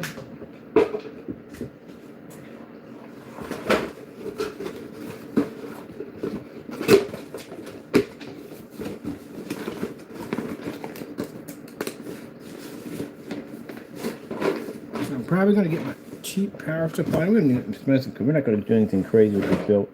So figure, oh yeah, I forgot, we're going to strip out that PC for it, parts for it. So only thing we need is a 500 watt power supply, or 600 doesn't make a difference, probably 600 watt power supply. If I do decide to upgrade the graphic card, I'll probably get the 5060 and put it in and be done with it, because I have the port already cutting in right now for it. 16 gigs, which that board's going to have 32, so that'll split us up for the ecosystem, and the one over here would both take 16. And let me see, liquid cooling system. Definitely gonna put liquid cooling system in there. Definitely gonna do that. Drop the liquid cooling system, real nice. And then we have to put in 2 sets of the RGBs, and there have to be put in there to control the lights. 7 RGB. Actually, no. We got 2 already in here, so we're going to need 5 RGB fans. We need the RGB light up for the RAM. We need the RGB light up for hard drive. We need the RGB light up for the trace around the motherboard. We need the RGB light up for the casing to cover the liquid cooling tubes have to be covered in RGB. It's like a tube that you clamp over top of and allows them to light up and move back and forth. All that has to be done that way.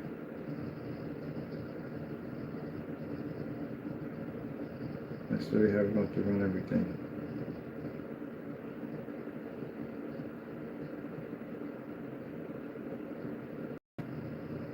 And crazy goes beyond crazy. In the front interface of this, we have to attach our button, but I might put in an LCD touch fan controller for put one in, because the fans that run in the back, those fans are 3,000 RPMs. Those are $30 a piece for those. It's $60 to put those things in there because they're special. They have a 3,000 RPMs are sitting on top of them. I was going to push cold air like crazy to that thing. But I want to put a fan controller on them. I want to be able to control those. The ones for the cooling system, I want to be able to control that. So I may put in the touch fan controller in there, in the front base of it. We'll figure out when we get there. We're going to do that. Let's cut this piece in here. Everything's measured up just right. Everything's sized up. I just get the same size board, which again, basic micro ITX boards. I'm get another one. And the same thing for the power supply. All that goody gumdrop stuff. And when we get done building these PCs, and we're done, because also it's just cosmetic job, and it's just parts, and that's about it, and we're all done, then we're going to start on the Deep 6 vegetable oil PC. I'm actually going to be putting a rack over to hang my PCs in. And I'm definitely going to be doing another cardboard PC, because these things are fun as I don't know what. Definitely going to do me another one. Let me see. All right, these are down there. That's done. That's all finished. That's there. We got to cut a hole in top of here. Oh, it's a knife. All right, buddy. We're beginning the process. You're almost done.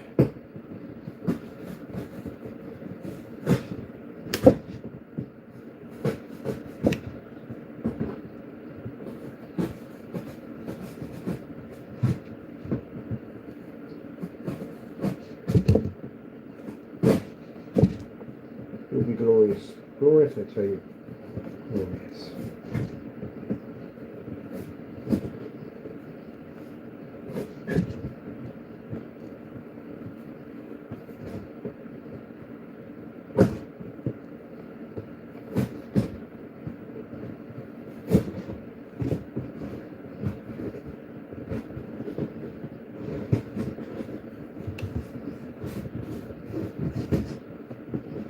All right, that piece is cut in there. Right there. Move this over. There we go. We have to go get our funnel systems to put them in there, or we'll get these to put in there too also. We can put those in there. But I'd rather have a big case and cardboard. So that one right there. And let me see. We have on the side, that is going to be for the power supply is going through there, cord will go through there. I'd rather have it be lower, but it's not lower. It's probably going to hit this tab right here, the part right here I don't have to hit. Let me see. Let me just put it to the back. Put it back here. This would be better. Put it back here. It's better while hitting it popping off on the side. This right here I was going to put for basically for the graphic card, but we don't need that there now. I can put it right here, bring it right to the back. I'm going to hide it a little bit. Yeah, put it right there. That'd be perfect to put it right there. Let's see.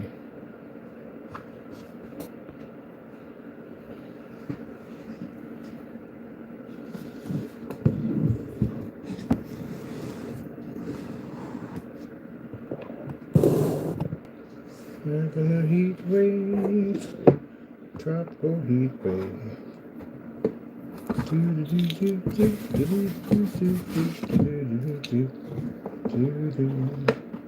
Much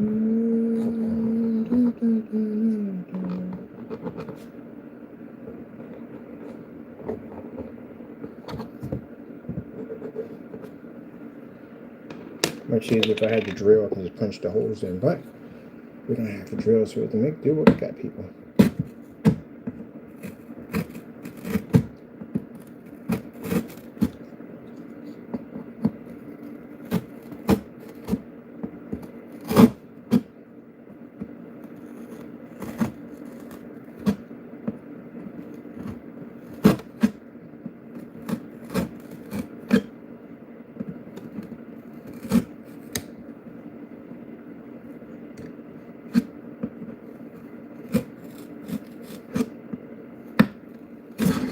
Oh, we ripped our box. We got it. We're good. You can always repair. That's the beautiful thing about cardboard. It always repairs. If you don't slice my hand, bird. Alright, we're good. It can be fixed. Not worrying about it. Alright, let me see. Yeah, we tore our box a little bit. But not worried about it. It can be repaired. Because the pieces we have to put over here, they have these on them like this, but they're cardboard, so they'll cap off any rough edges. How dare you pull my board apart? Hurt my feelings on that one, man. Hurt my feelings. Everything's going perfectly. Perfectly.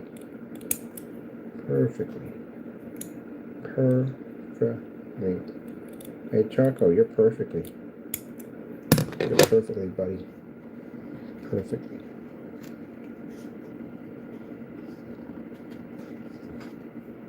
Perfectly, buddy.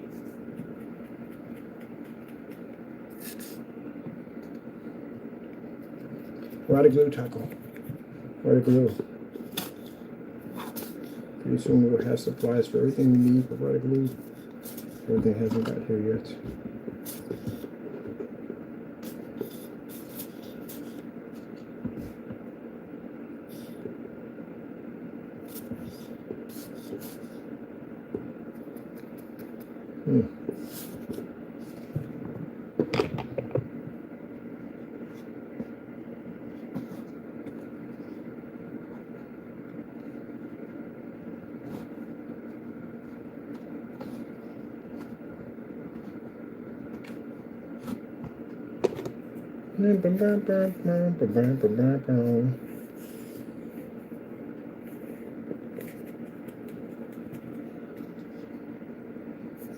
Actually, that would be hard to do. That'd be kind of easy to do, but that'd be interesting, though. That would be interesting. That would give us some. That'd be better than a fish tank. It would be better than a fish tank. I was thinking about building me a Bioshock PC, right? I do want to do another Bioshock PC, but to make the casing out of cardboard and put a tank inside of it, not like a glass fish tank. We have to build it a different way. That's why I wish we can go back to the plexiglass. We could build tanks from a plexiglass. But we had to seal them so basically that they're basically well, here's the glue coming out finally. You had to seal them so they're basically leak proof. So you make your own tanks. Just like when you people who build those PCs with those extreme cooling systems, they build their own reservoirs, all kinds of stuff, man. I've watched some of his videos. Those guys build their own reservoirs and stuff like that. There we go, neaten it up a little bit. Cardboard is repairable. That's what makes cardboard beautiful, because it's repairable. So we got a port there for the power supply in the back. That's where one of those companies will sit there and build you a PC out of cardboard and charge you like $500 for it. I can understand, it's a new PC, it's made out of cardboard. It's eco-friendly. Actually, truthfully, the thing is eco-friendly. But it's eco-friendly cardboard box. Projection screen. And we're, sorry, not projection screen. Computer. And we're going to charge you freaking $3,000. They all be cardboard and charge you for it. I wonder. I looked that up. See if someone's charging someone for our cardboard PC. Cardboard PC for sale. There actually is one. It's a cardboard laptop. Interesting. My phone charges. I got to show you some of this crazy stuff. Cardboard computer, 10 steps. I don't know. Do you do ours in 10? I think we're over 10 steps on this thing. Oh, period. Is this good up here? Here it says in here, nice and tight. All right, we got a nice little tab to the side, everything there. All right, so let me see. And make sure you're not seeing this big old gaping hole. I told you how you do this. You put some spandex on the opposite side of this, and you pierce a small hole in it. Now I want you to push. You have your stuff over here, your cables here. It covers that hole up there, and it keeps everything nice and tight. That's how you do it.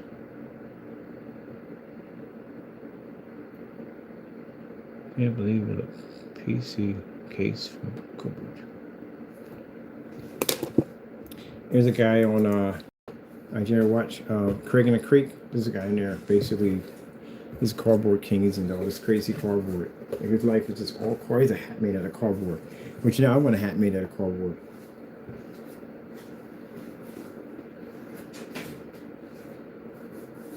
Ooh, we can build a screen. We can build a cardboard PC for the flex. Something crazy with that. Because usually when I'm dealing with cases, we have to design with the flex. Oh yeah, we have to design one for a case anyway, because that's what they're designed for. The one for the outside door too. We have an outside door coating for it too. But that's the other piece we're going to show up. I still want to design one here. Definitely design one here. The flex. Okay.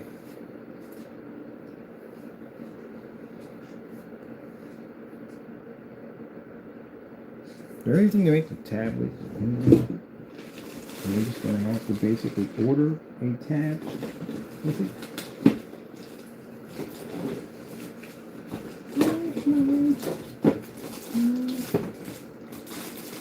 Thanksgiving is coming up. I can't eat for a long time. Yeah. Yes, sir. Ooh, double-sided Velcro tape. Oh, never mind. We jacked it up. We jacked it up.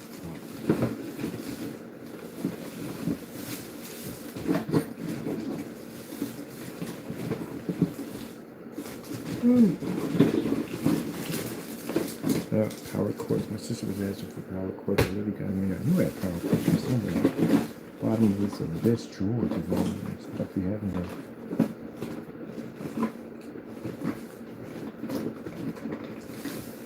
Did they make that?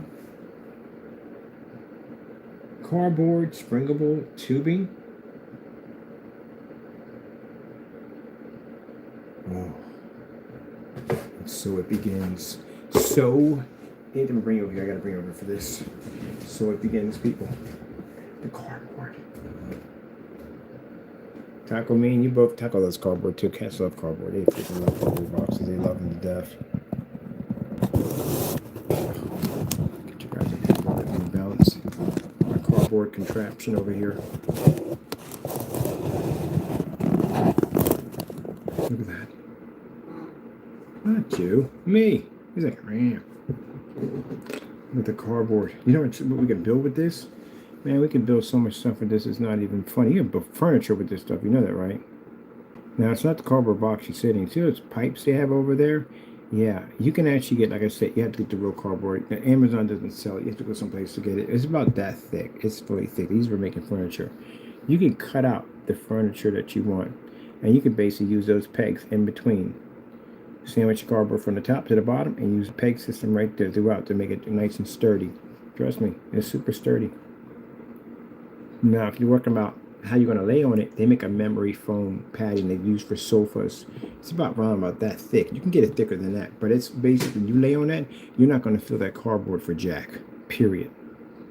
And you do the same thing for making the back end, the front end. And mind you, this is cardboard. So at the end of the day, you can have a ball with this stuff, man. You can put in peekaboo windows if you want. Anything you want in there. You want to hook up LED lights, the whole 9 yards. You can even put this USB ports, power ports, anything you want. They sell all that stuff to wire everything in. Yeah, build your own sofa. If you want in the day, you know how expensive a cloud sofa is? You can make your own sofas. I watch people make cardboard furniture, and they make a ton of money off this stuff. There's no joke how much money they make off of this, and people buy it. You got a lot of people out there that are super eco-friendly. They love that stuff. I like that stuff. Definitely love that. These right here, they got them on Amazon, $21. A case of 24. Man.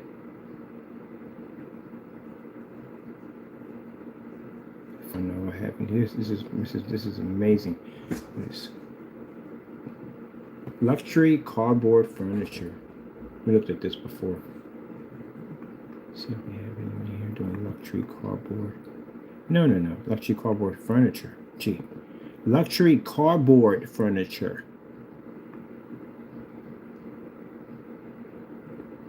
So something like that chair over there, which you'd probably think would be cheap. Yeah, that stuff is expensive. And I mean really freaking expensive. And this right here, people, is cardboard. Believe it or not, that is all cardboard. Somebody got one of them, don't they? That's actual cardboard. Look, somebody even carved out a card. Oh, sir, I hope you can help me this out. Let's see it's better because we don't need this in here anymore. I can put this in my hand. Let's see it better. Go. Better stand over here. Look at this. This is insane. Absolutely insane. I'm obsessed with this. This is amazing. That's actual cardboard. I told you I can show you how to round off the edges on cardboard. I've actually watched somebody do it. Tutorial how to make cardboard round. It's absolutely amazing. That's cardboard. That's all cardboard.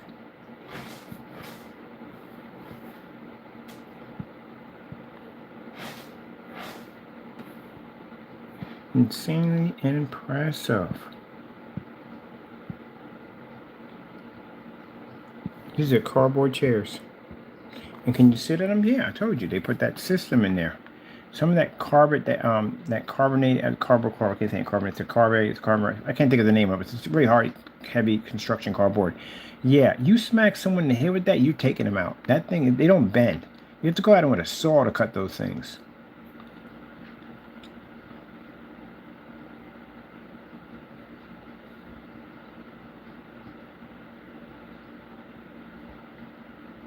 Now, can it be water resistant? Yeah, it can be water resistant. There's literally water resistant cardboard. Water resistant cardboard. You make a water resistant cardboard. Yep.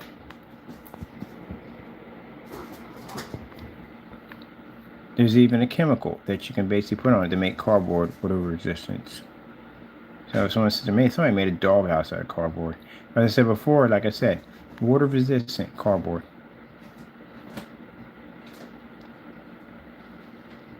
So I had somebody come and say, oh, but you're stupid. What if it gets wet? Oh. Again, please.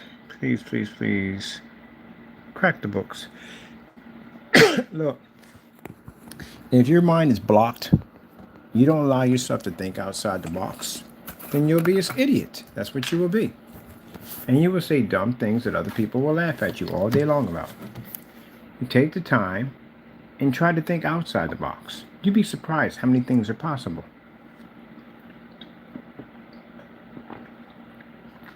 You have to keep an open mind. That's how you learn new things. If you're closed-minded, you will never learn anything. If you're so quick to judge and jump on people and act like that, you'll never learn nothing. You'll be ignorant. That's what you'll become. That's like somebody saying, oh, there's no such thing as a bear. I've never even heard of that before. Who ever heard of a bear? And we're all sitting there like, where the freak do you live? See what I mean? And so you're going, I wonder if there is such thing as a bear. And looking at, oh my goodness, there's a bear. And guess what? Today you have learned something new. You're a little bit smarter than what you were yesterday. That's where it pays to learn this stuff at the end of the day. But literally, I've gotten people send me messages about, oh, people don't make fish tank PCs. You kind of regret saying that, don't you? Yeah, vegetable oil PCs? Yeah, they've been doing it way before I was doing it. That's how I found out about it, because I saw somebody else do it, so I did it. And guess what? I didn't sit there and go, oh, that's stupid.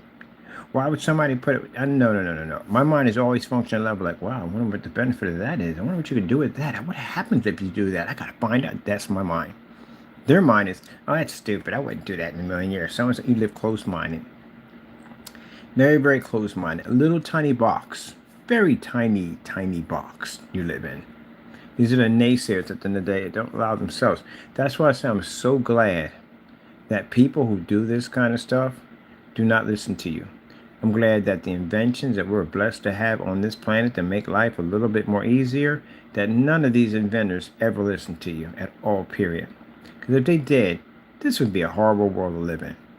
Besides what it is, but still, it'd be even 10 times worse. Because again, somebody invented an amazing idea would listen to a naysayer and go, you know what, you're right. Why in the world would I basically make a defibrillator? Yeah, there you go. So you think about that naysayer and all your hatred in the day.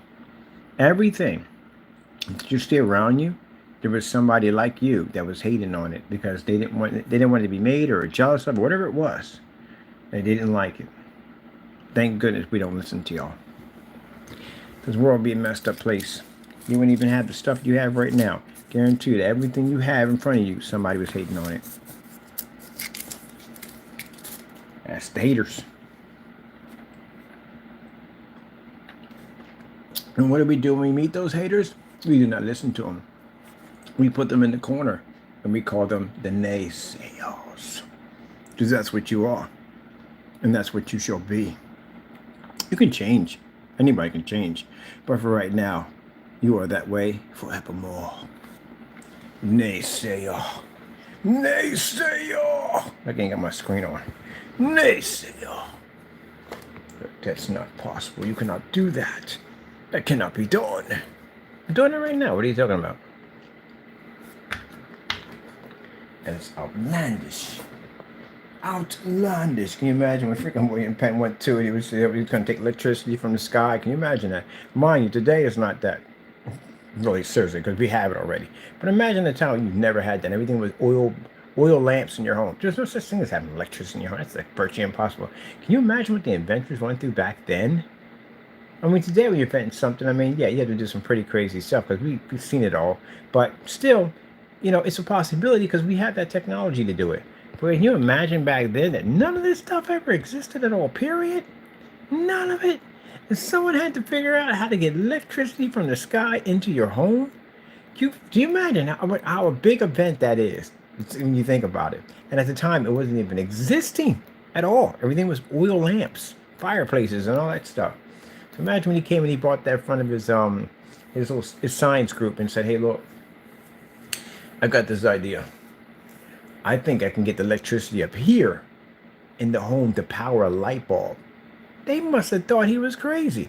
I'm pretty sure everybody in that room probably laughed. Some people I think that knew him, because mind you, he was well known. So, but I'm pretty sure that naysayer thought at the end of the day, this is my time to shine. I'm just going to spread all kinds of lies about William Penn. So basically, you know, he may get discouraged and just give up this, because you're always going to have somebody jealous at you. You're always going to have somebody jealous. I'm pretty sure people that were jealous of him. And sure enough, they probably started some ruckus and some nonsense because you never know what went on that time. And he went back and he said, you know what? I'm going to prove it to him. And he did it, didn't he? Yes, he did. He did it. To you naysayers out there, you lost. The reason why you have the power in your homes right now. You benefit from the technology. You benefit from the invention of people who have worked hard to develop new things. That's what you have benefit from, but yet you basically deny it at the same time. I know haters who have my screens. Did you know that? They actually have my screens in their home. Yep. Oh, we know. We know you brought my stuff at the end of the day. I know you have it there. I know you love my technology. You do. But you can't admit that, can you? Nope. But deep down inside, you know you got it and you know you love it. That being said, yes. If it was such an abomination to make, why are so many people trying to make it? Excuse me. So, I know that you have it. That's why you're obsessed with my channel. You're always on my channel watching everything that I do. But anyway, As I said before, that's the whole thing. You look at all this technology, everything we have, everything was invented, everything back from time. You got to remember, there was always a person there to try to discourage that person from doing it. And also, I look at these people, like, look at the Wright brothers. Again, think about that. Flight. To be able to fly. Now, today, we don't think of that because, again, we have it. We have that. Fly anywhere you want. Anywhere you want. You can fly. But imagine being at a time where that was not even thought of. Only thing that flew was birds. That's it. Hot air balloon, maybe. That's basically about it. But flying? Are you kidding me? That's crazy talk at the end of the day. Imagine the flack they got at the end of the day. Or you read in the history books of the success that they completed. But no one ever talks about the pain and the anguish and the betrayal and all the stuff that these guys have gone through to make it to that point. The struggles and sacrifice they went to. And imagine the people who try to make other people think they were crazy because two guys decided that they wanted to fly. Imagine that. People don't really look at the other parts of history. So that's why I have so much respect for inventors, because again, people don't look at what they actually had to go through to get there. They just see it, well, he just invented the light bulb and that space button. Everything was hotly jolly every single day. No, it wasn't. It was not like that. Some of these guys went through some really bad stuff because other haters out there at the end of the day, people that didn't like them at the end of the day, people who basically denied their dreams at the end of the day when to see them fail. No matter the cost. Made them seem like they were insane to get them in, put away and all that nonsense. Maybe they lost their mind. Maybe they were witches. All kinds of dumb nonsense at the end of the day. Yep. But thank goodness they kept true and they got the job done. Because naysayers, you'd be sitting in the dark right now. If your ancestors and sisters had did what they were supposed to do, you'd be sitting in the dark ages. You wouldn't be getting in your cars, you wouldn't be enjoying refrigerators, microwaves, your cell phone, none of that stuff. That had to come from an inventor for you to have that. The idea and the ability to design it comes from God. And at the end of the day, man has the ability to design. As I said, God is the creator. He builds designs. We have the same ability to also. But then there's the naysayer. The naysayer's job is to discourage you and tell you what you can't do. And they come in different forms. They do. You got them at your workplace. You got them at your gym. You got them everywhere. They're all over the place. Yep. Just sitting there, bitter as can be. They're all over Facebook, social media, just sitting there bitter as bitter can be. Yep. It's easier for them to hate than try. Did I strike a nerve there? I think I did, naysayer. It's like when you're in the room here, it's like I'm actually talking right up to your face. I'm in your head rent free. And does it bother me that you're a hater? No, it doesn't. Because I know at the end of the day, you're not going to go anywhere. You're not going to go anywhere. You're going to stay in the same spot just hating. That's all you're going to do. And being angry and full of hatred basically causes mental issues and extreme stress on your heart, your mind, all that stuff. Your body suffers from full of hatred. Easy early gray hair, headaches, migraines, all kinds of stuff causes that. Heart problems, strokes, heart attacks, all that stuff caused by hatred. Let's look this up.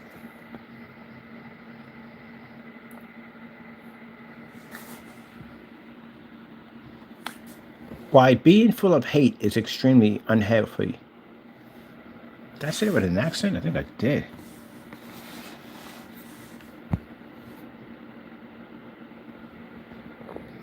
See, you trigger this off. So being full of hate is extremely unhealthy because it creates a constant state of stress, triggering the release of stress hormones. Yeah, this stuff can cause a lot of damage. So basically, these hormones, which can cause negative impact to your physical and mental well-being, leading to issues like anxieties, depression, weakness in immune systems, and risk of chronic disease. So I know at the end of the day, you're just shortening your lifespan. Why do you think I don't get bothered by it at the end of the day? When you send me stuff like that and get all mad and get upset, yeah, you're shortening your lifespan. Causes all that. Everything. See, there's a curse of being full of hate. It's in the Bible.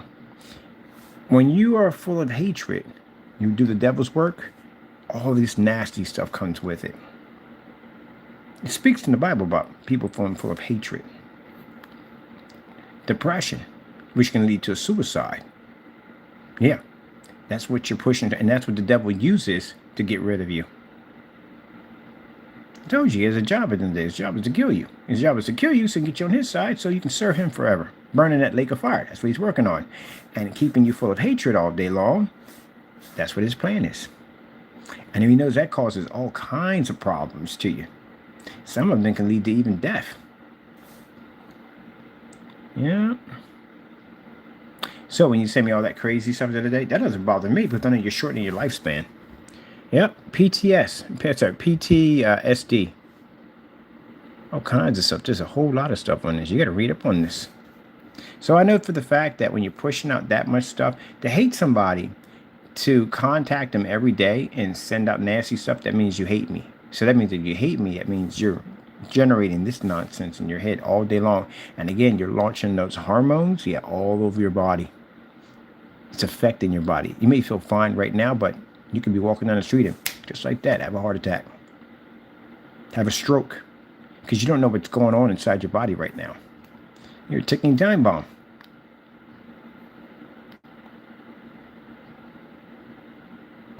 I like to study this kind of stuff. It's interesting. Anxieties, oppression, all that stuff, cause triggers, all this stuff right here. Yeah. Your body is a very sensitive machine on how you react. Like, when your heart gets broken, right? Do you imagine how much pain your heart feels, but yet there's nothing wrong with it? It's beating perfectly fine, but yet it feels like at the end of the day, like it's being like it's split in half. It's being crushed. That's how it feels, right? So, but there's nothing wrong with it.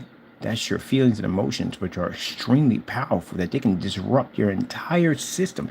You lose your appetite, all kinds of stuff. It's disrupted by a broken heart. A broken heart is a very powerful thing.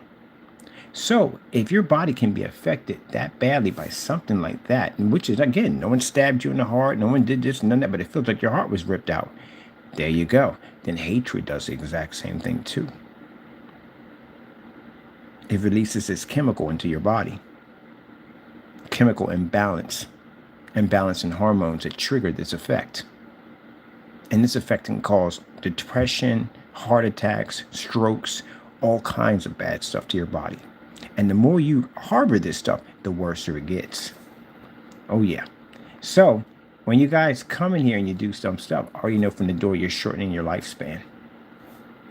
Now, when I come out here, do I have hatred for you? No, I don't have any hatred. I've been down that road already. I did that one already before. I got locked up over you. Remember that dumb nonsense? Yeah, I don't hate you at the end of the day. I do what I have to do to back my company up. That's as far as it goes. I don't come in here and diss it. I don't. And I go back to work and build stuff like that. Just because I talk about you doesn't mean I hate you at the end of the day. I don't hate you. I don't that stuff. I don't give the devil that satisfaction, but you do. That's what the Bible says about hate. It says right here. Right here. Famous verse of Matthew right here, where it says, you have heard it said, you should love your neighbor and hate your enemy. But it says, right here, you can read right here, to love your enemies and pray for those who prosecute you. So, I did pray for you guys over and over again. When you guys were attacking my company, attacking my family, I prayed. And the Lord told me to go forth, which means go forth and basically file our lawsuits against you. Our criminal charges. Because we did try. We did everything we possibly could to keep it from coming down this road. And you just kept pushing. So I prayed on it. And the Lord, his people are not meant to be welcome, Matt. So he told me to go forth. And that's what I'm doing. Yeah. So, you're just destroying yourself slowly. Mentally and physically, you're destroying your body. It causes all kinds of damage. When I was out in the street and I was filled with that hatred, I had all kinds of problems. I had chest problems. I had headaches, migraines. I had all kinds of stuff was going on. I couldn't figure out why half this stuff was happening because I was filled with all this hatred and I hated all these people in the neighborhood. I learned that the devil feeds in on the hatred. When he sees that hate is blowing up your body, he comes right in. That's the perfect time for him to come and start talking to you. Have you feed off of it. Keep you on that hatred to get you to do something stupid. So that way he can get you in that line of fire. He can take you. Yeah. So when I see y'all raging and carrying like that, you've already told me from the door that I know your lifespan's not going. You're not going to live too long, especially with the age you guys are right now. You're not going to be around much longer. So not good. That's why I said I don't let the hatred get to me at all. And again, out of all that hatred, you went out and did dumb stuff and broke the law. So yeah, see, it doesn't pan off, does it? See, there you go. Doesn't work out that way. Or I don't follow by that nonsense. I just sit there and go, oh well, whatever, just go about my business. But you know, when you guys start breaking the law, I have to go and file charges. I have to do all that stuff. I got to get lawyers to file lawsuits and all that stuff because stuff you're doing. So that's what it led you to. All that hatred. Pretty soon you'll be behind bars and you'll be broke because you're going to owe a company and us a lot of money. You got to pay for it somehow, right? Yeah. I told you, you're on borrowed time. That's what I keep explaining to people. You're on borrowed time. You don't have to be here. You have to understand that? God does not have to have you be on this earth at all. Do you have any control of your life at all, period? Can you control your lifetime, your timeline on this earth? Can you control that? Oh, you can work out and eat well and all that stuff, but can you live forever? You can't. So you can't live forever. I mean, sooner or later, you're going to have to leave this planet. You have to think about that. And it might not be on your terms. It might be on his terms. So you better think about that one. So you better be careful, man. Your timeline is, you don't know when your timeline is going to be. It could be today or tomorrow. And keep in mind, if you're basically prosecuting a Christian and carrying on, you're not on God's good side right now.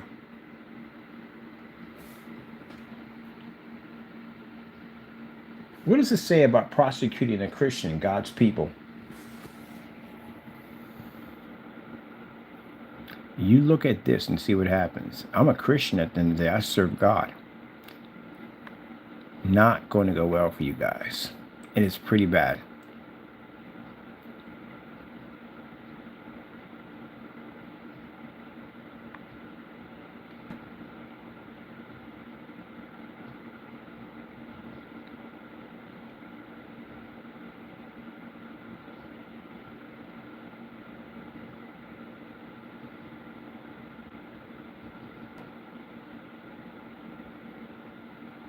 I know firsthand what it's like to prosecute a Christian because I almost lost my life over dealing with one of them.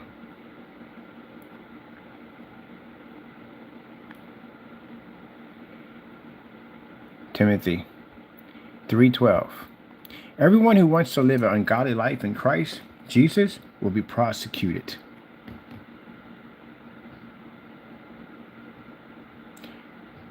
It doesn't go well at all, period. And I don't care if you have Jesus written on your, or God loves you, have that written on your pillows in the background of your videos. The stuff that you're doing, you know is wrong. So, again, it's not going to go well with you at all, period. The only reason why you're still breathing right now is because God's mercy. That's it. That's the only reason why you're still breathing right now, because God has mercy on you. That's it. But the devil's waiting to take you. Just so you know that. He's waiting to take you. That's the only reason why. You can walk out that door, wake up the next day. It's because God allows it. Because God is watching over you. That's it. But the devil's ready to take you. He's got you filled with hatred. He's got you lined up like, look, he's already doing stuff already. Look how he's carrying on right there. He's acting up right now. Come on, man. Just let me take him. Let me take him. Yeah. Yes, sirree. Everything the dog gonna change is trying to get at you. That's the devil right there.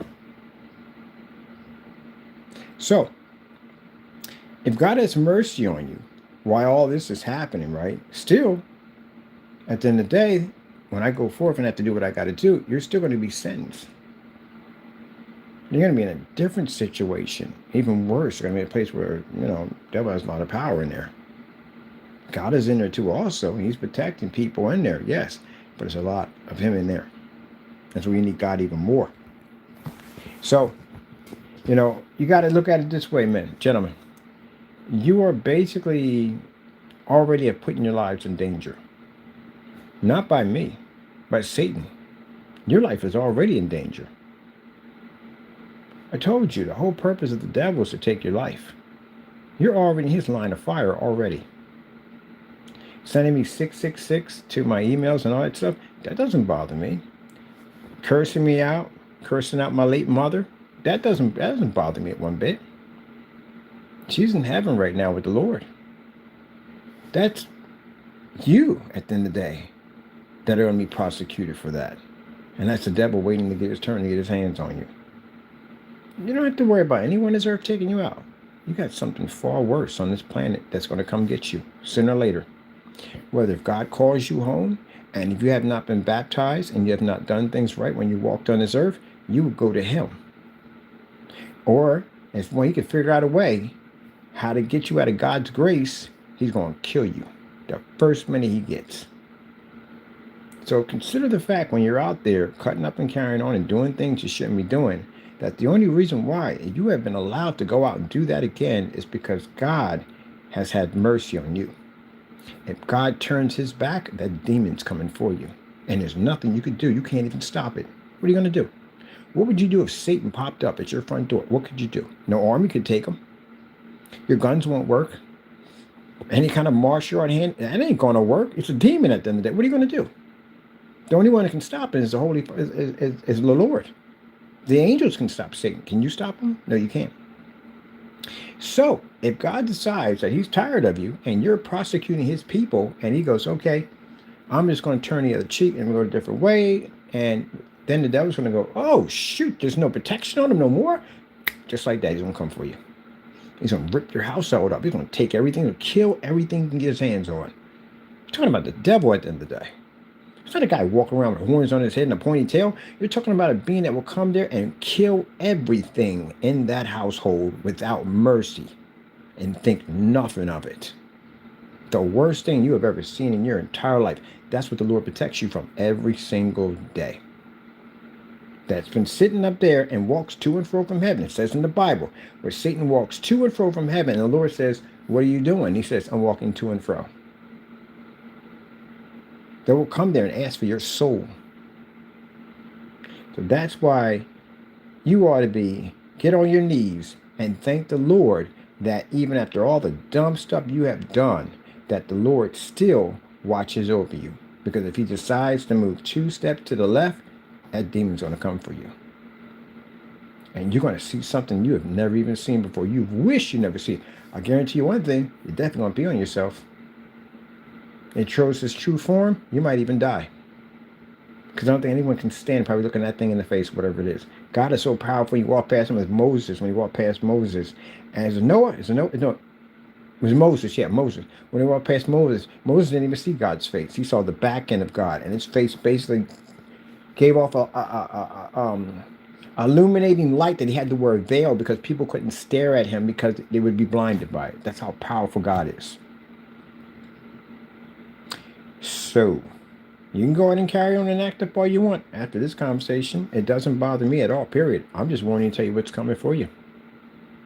What's sitting outside your house with his demons waiting for that call to come in to say that you're no longer protected so he can come get you. And keep in mind, you're still going to go through the system. So again, you're going to pray a lot. You're going to ask the Lord to help you. And you better hope he hears you and the situation, the things you're going to go through. The devil already knows you're going to go through all this. You know why? Because he set you up for it. That's why. He got in your ear. He told you to do dumb stuff, and you went out and did it. And now he's going to watch it all unfold. Oh, man. People are just unbelievably getting in crazy trouble at the end of the day. Yep. So no, I don't get upset by that stuff. I've been through that stuff already. I went through that mess already with that demon already.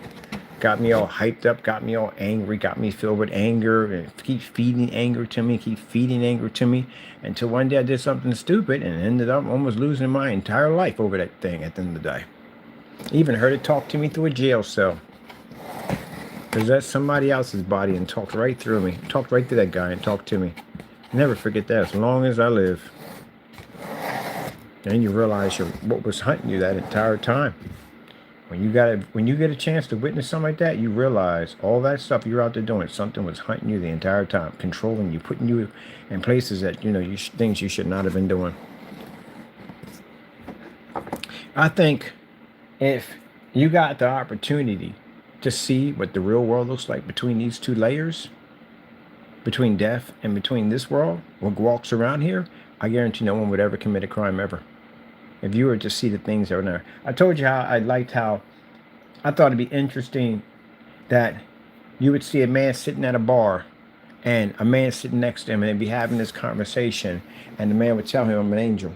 And the guy was like, you have no idea this world, what's behind this world. And you go to touch your hand and you go see everybody in that bar for what it is. You see all the demons, the worst things you ever seen in your entire life. The beautiful woman you saw sitting across the table that was smiling at you, demon full of razor teeth. And he just untouch you and you just see everything go back to normal. How many things that are around you watching you? You'll sit there and you watch a Christian man walk past the bar and look in and you'll watch all these angels follow behind him.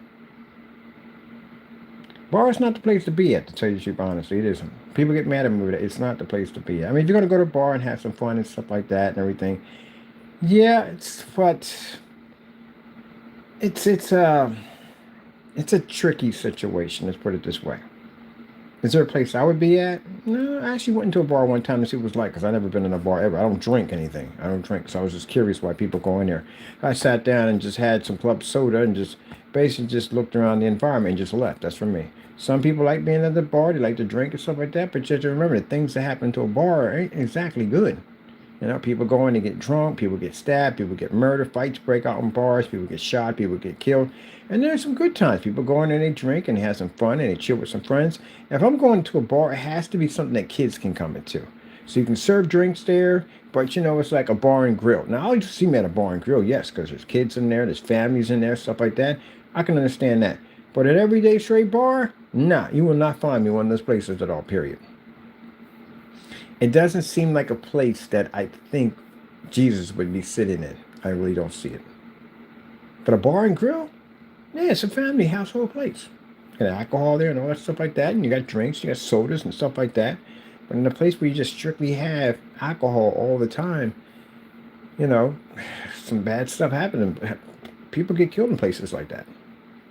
Now, anybody has a bar at the end of the day, I'm not putting you down at the end of the day. Maybe you got a classy bar. I've seen some classy, beautiful bars and stuff. But still, you know, if you're in a place with a lot of alcohol, people get courage. People do crazy stuff when they're drunk. You can have a person go to a bar, drink too much. You can go anywhere and go to freaking, what is it? What's that place? Applebee's serves alcohol. You can't really say that because people can go anywhere and drink. You go to a bar, you're drinking, you're drunk and end up killing somebody. But yeah. Still can't forget that day that car crashed into that wall, man. Never seen anything. Well, I've seen accidents, but not that close to me. Literally not that close. I don't know whether or not my sister was asking me all these questions because it just happened the minute I left her place when that car sped up like that and hit that wall. The thing about it, and I tell you something was interesting. There are people in that corner every single day, and 7th Street constantly has cars moving back and forth. So I'm thinking he's going to hit one of those cars and kill somebody, but he did. There was no cars out there. There was no cars when that car was traveling through. And usually if someone's brakes go out, you hear them screaming out the window, honking horns, my brakes are out, my brakes are something. Nothing. There was no music coming from the car. It had all black tinted windows. The car was all black, and it wasn't a cheap car. It was like a $40,000 car that blew down that street. So there was no screaming. There was nothing coming from the car. The engine just kept going faster and faster. It was hitting the gas faster and faster. And when he got down to the end, there's a little dip in there because downtown's got these little hills that pop up. And he caught the hill. He went up about 3 feet in the air. He came down, and he couldn't get control of the car. So all I heard was the screeching and the slam. The people on the other end, when I got down there, they saw the other half of the part. When he came down, and they said you could see where he was just trying to control the car. You see the wheels moving side and side, and he missed 3 parked cars, missed a couple houses, and hit the side of a wall. And that was it. And all I remember is when I went over, we were pretty close up because we were right there already. And they opened the door. He was lifeless. So chances are, hopefully he didn't die, but there was no movement at all. It wasn't like they were checking his pulse or trying to get whatever. No, they just weren't touching him. So chances are he might have passed. He might have died. That was a heavy impact when he hit that wall. And again, you're not talking about a steel car. You're talking about these cars they make today. And it was a high performance car. So yeah. I mean, usually if he was arguing, I don't know what it was, man, to tell you the truth. Maybe he got upset with his girlfriend or something, whatever it was, man, it was crazy. Right there. Woof. Top speed. He must have been at least doing about over 100 miles an hour. He was out. I mean, he was really moving. When he hit that bump, his car went up about 3 feet up in the air, came down. Yeah. That's why I said, the devil's out to get you. One way or another, he's out to get you. And that's what I see. I see it from a Christian point of view. I see whatever happened to that guy, whatever happened when he came out of that house. I don't know what the situation is, but the devil will put all kinds of stuff in your head. All kinds of scenarios will pop up in your head to get you to do things that he needs you to do so he can get rid of you. That's why I try to warn people at the end of the day, don't entertain him. You guys out there doing all that hatred nonsense, you've already let him in. You already let him in. He's already in. He's just basically trying to figure out how to get rid of you so he can get you over there with him. But he's already in.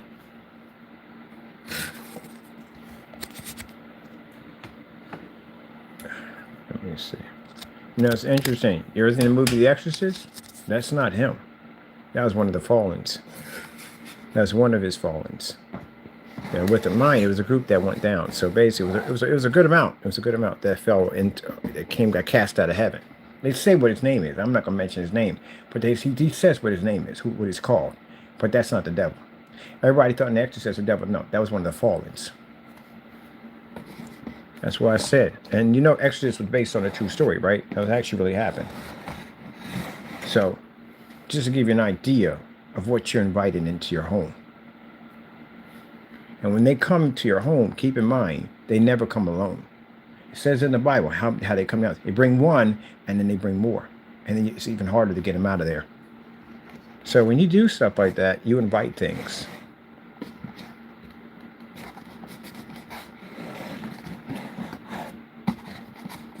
That's why I'm very careful that when I had to file these charges, I had to pray before the Lord and ask him, Lord, that I don't want hatred in my heart when I do this. I want to do this, and I need you to guide me to do this. Because I know the devil will put hatred in my heart and say, hey, these guys did this to you, and that to so and so and so, and try to get me to get upset and get angry, and try to get me to feed off hatred. No, I asked the Lord how to deal with this. Show me how to deal with this. Shield me from the devil, that he doesn't use this as a way to try to get me back into that fold. Got to be careful. I told you, he's watching you every single day.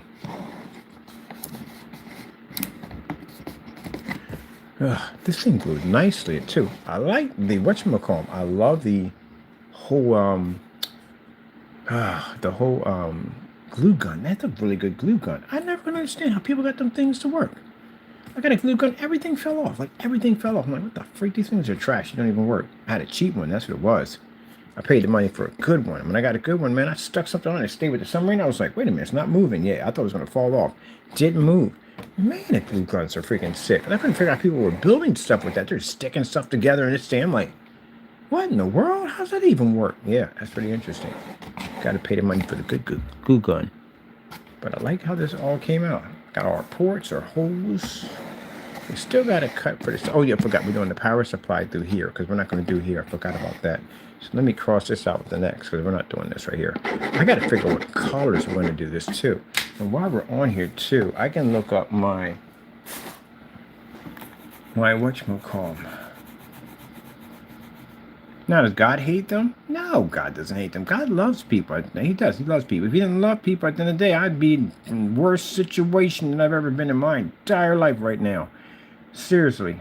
If he hated us at the end of the day, I'd still be in jail.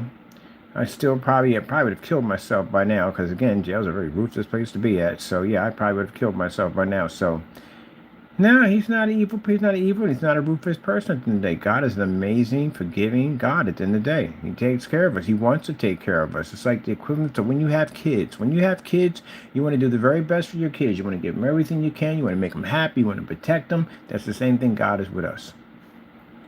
You can't reward your kids for doing evil stuff, can you? Your kids go out there and break somebody's window. You can't go, here, Johnny, fantastic job for breaking those windows over the neighbor's house. Here's $50. You're not going to do that. You don't kick Johnny's behind. That's what you're going to do. There you go. There you go. So it's the same thing. God can't reward you when you're doing evil. Can't bless your hand when you're doing evil.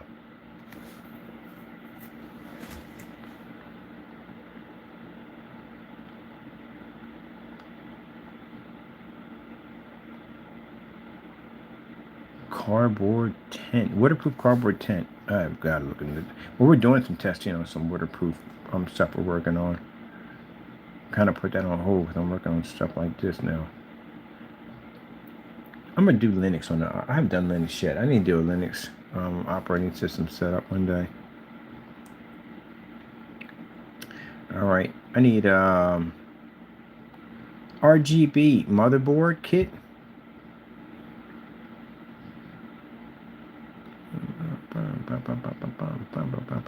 Big step underground.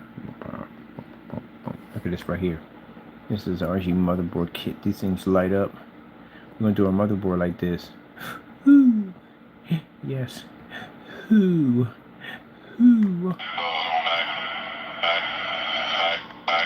I had to fix the speakers. I gotta fix. No program error in there. Bam. Just to show you a couple of cool effects we can do with this plate. I thought I'd show this off. Wait, do we have them for the ITX? ITX? No, for ITX. What are we fitting here? Oh, ATX. Ugh. Are they strips? Or is it the board? Oh, it's the board. Yeah, it's the board right there. I need the light strips instead. That's what we need. But that is freaking hot.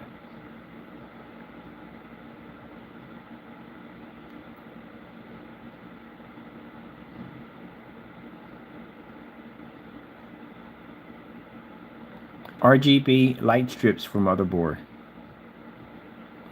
Ho ho ho. Walmart got it for $11. Not going there, baby. Nope. Wait, I told you I wasn't going to Walmart with a 10-foot pole. Nope. You ever been to Walmart after dark? Did that one already? Never doing that one ever again. Never already been to. Ooh, heck yeah. Definitely getting these. This right here light up with the motherboard and they stretch around the board. Oh yeah. Yeah. We want to light up the motherboard. Right, big time. Want to put a party show on. Oh, that would definitely be hot. We got to put on a Spectrum light show. We have to put one. We got to do one. Okay, hold on. We got to modify.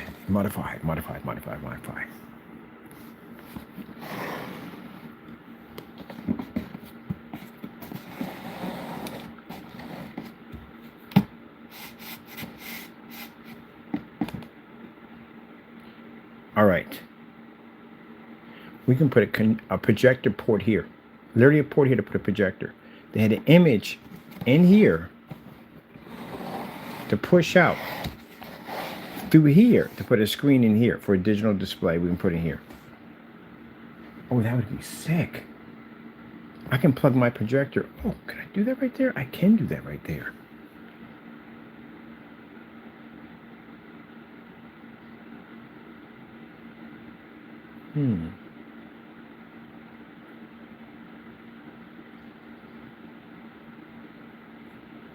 We have to experiment. Because all we need is a visual effect display. That's it. Doesn't make a difference. Just need a visual effect display to hit there. Curious. I have to figure out this would actually work by hitting this box. Where we hit on this box is what we're going to get. We're not worried about the top and the bottom. We just need to strip to hit. I can get plexiglass to cut from here to here to put this in here. Alrighty. Let me see what I got here for the charge. Oh, my charge is good. Bam, I gotta take this out for a minute. How bad is it, the charge? Oh, we're good. We got enough to get this done. Tomorrow we'll do the motherboard casing, because I have to build a motherboard casing to put motherboards on top to connect them easier to our cardboard PC cases that we're designing. But I like that music they were hitting in the background. Let me see. We can literally put a docking station right here.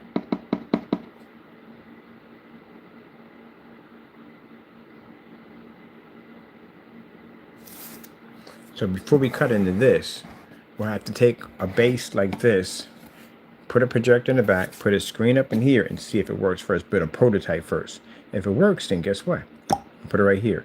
And the glass we're going to use is an ultra black, which means that light won't even penetrate through. Only the image itself will come through, which we designed those before. And since we're designing a roll-on application, no paint can involved.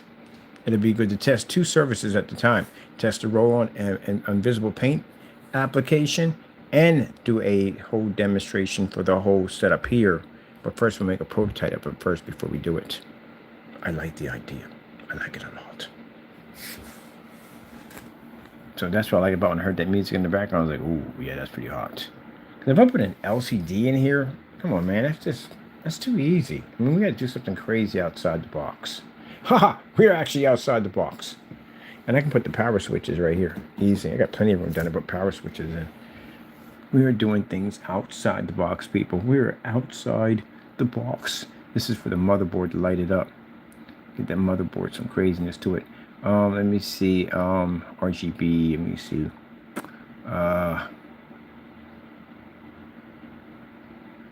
Motherboard board. Oh yeah. We need what do these call these things? I think they're RGB. Oh no, we just type it and type it and type it and type it. Cause there's no way we're gonna get that RGB. AIO. Yeah. AIO.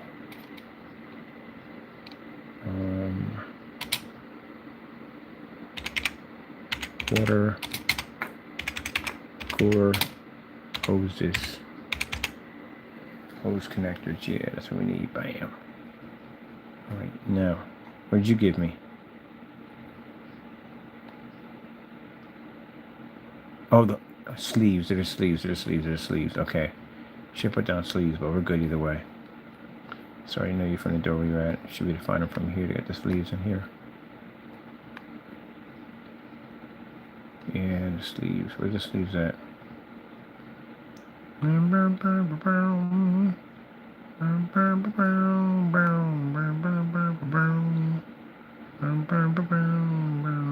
the sleeves. Show the sleeves.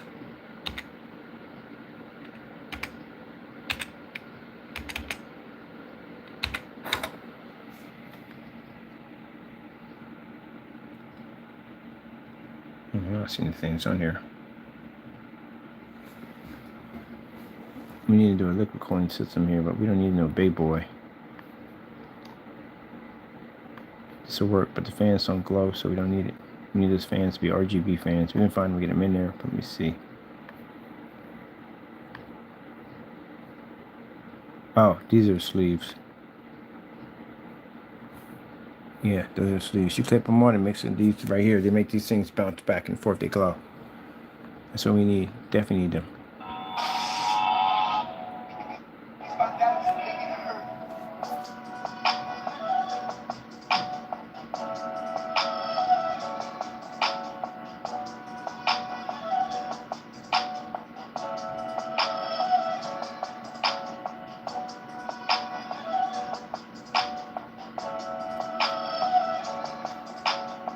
Yep, slap them on. Hang them up. Bam.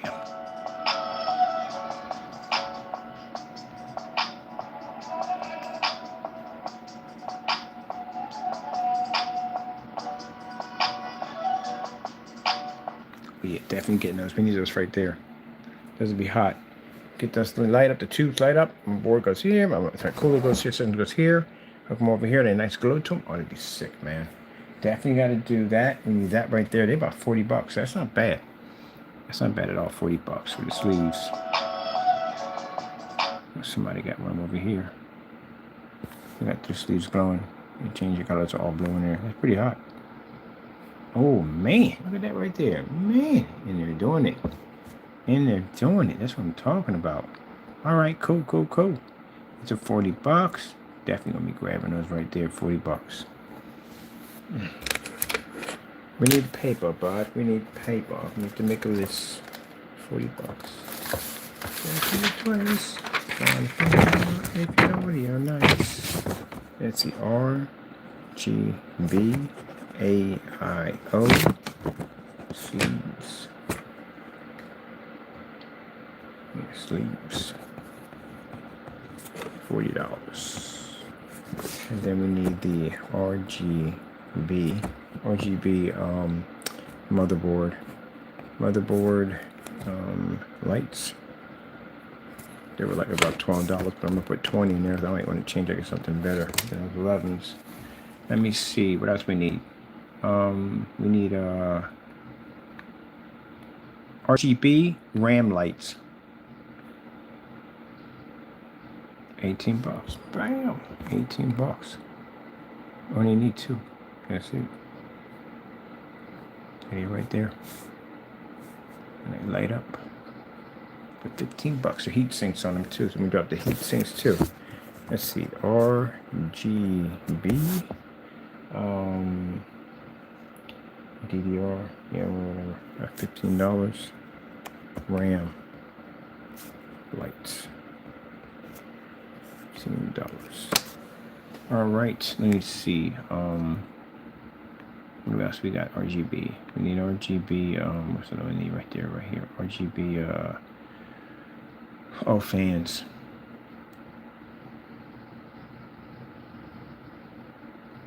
RGB.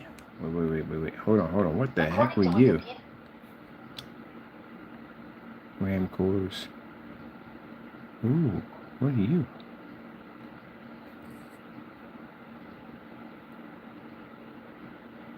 Oh, that is freaking hot. Right there, that is freaking hot. Right there. Look at that. That's sick.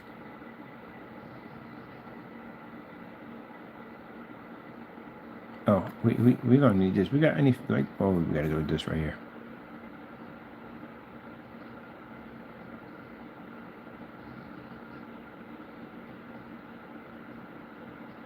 And it's got 2 fans on it. Keep it nice and cool. Oh, that's hot.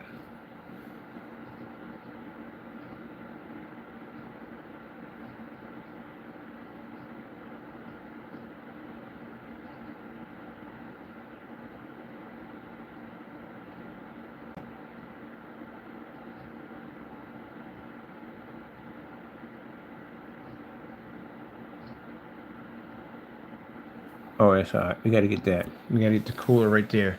The cooler will drop right there. Yes. Let me see. Let's get the RGB RAM fan.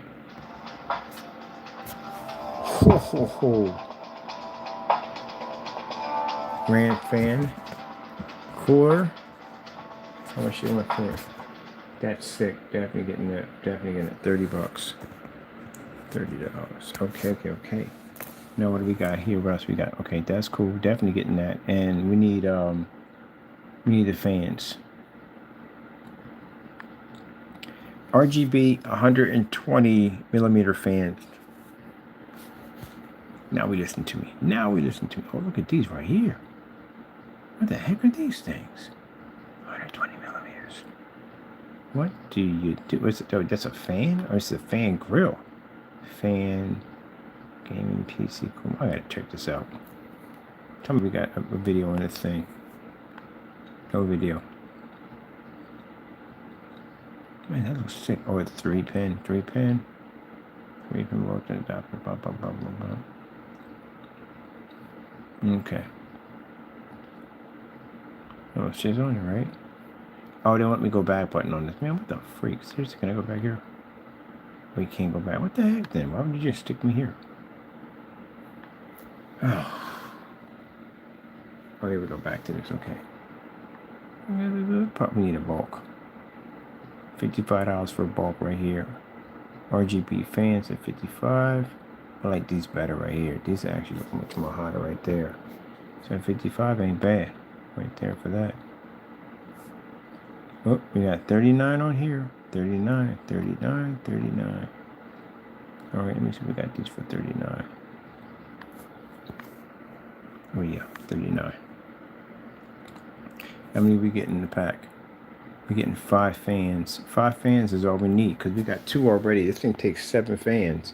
So we got 2 already on here. So that would complete the entire package on what I need to finish this thing off. So that would be around $39 for 5 of them. RGB, 5 RGB fans. Case. My handwriting's off, ain't it? Case. $4. That's it. That's all we need. And all we need that we need that special line too. We need that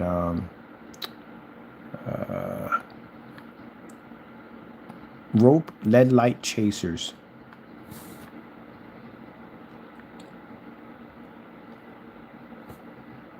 Rope LED light chasers. Make sure you get a copy, buddy.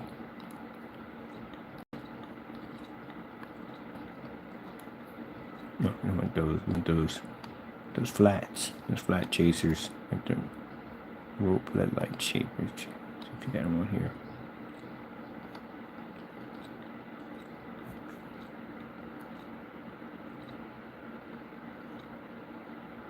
They chase? Nope, that ain't chasing. That ain't chasing. That chases a place. Let me see. No chasers, no chasers. And you put down chasers.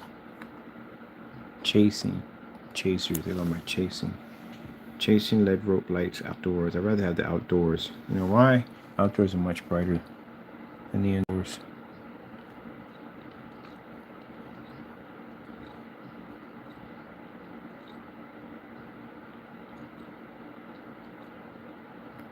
Found them. This is them right there. These are the chasers. Alright, that's cool. We can run them all through here. Have lights light up. That's all the stuff right there. And I just want to get the big button. PC power switch button. This is the one we're gonna get for the Fallout. We're getting that one for the Fallout. But I need one for this one we have right now. That thing is amazing. I like that one right there. This one we have. Not a big fan of those.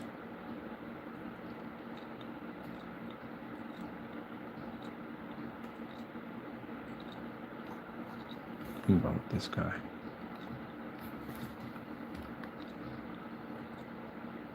Yeah, because that one was actually much better. That's the best one right there, all of them.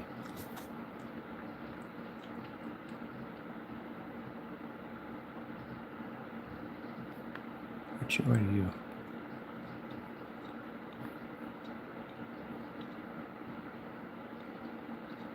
I don't know. It was a little too, ugh. We'll go with this one. This is actually the best one. I've used that one already before. Alright, I'm happy with that. Alright, people, hope you enjoyed. Man. What time we got? 1:58. Yep. Got this thing up and done. Let me go straighten up in here a little bit. Let me get this, where's the, this phone? I gotta straighten this mess up in here because the office is looking, Devs is looking crazy right now. Oh, let's just stand right there. So everything all light up outside the case. It's gonna have glow in the dark UV paint on it too on some of this stuff right here, so everything lights up like crazy in here.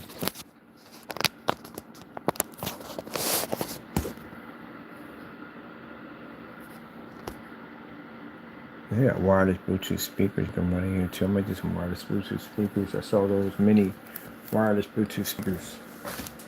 Where are you going to? Let me see. Make sure it's staying.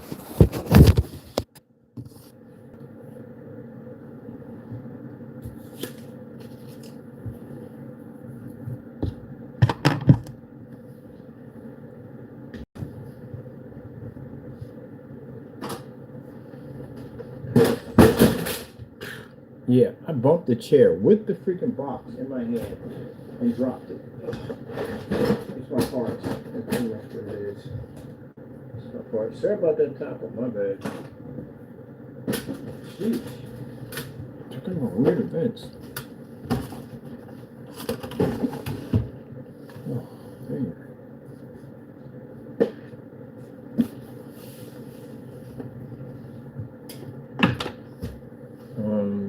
have? Oh man, I never forgot to get the envelopes for the screens. Never forgot to get it. Okay. We'll pick those up tomorrow. They're right in there. Could have picked them up. I already forgot.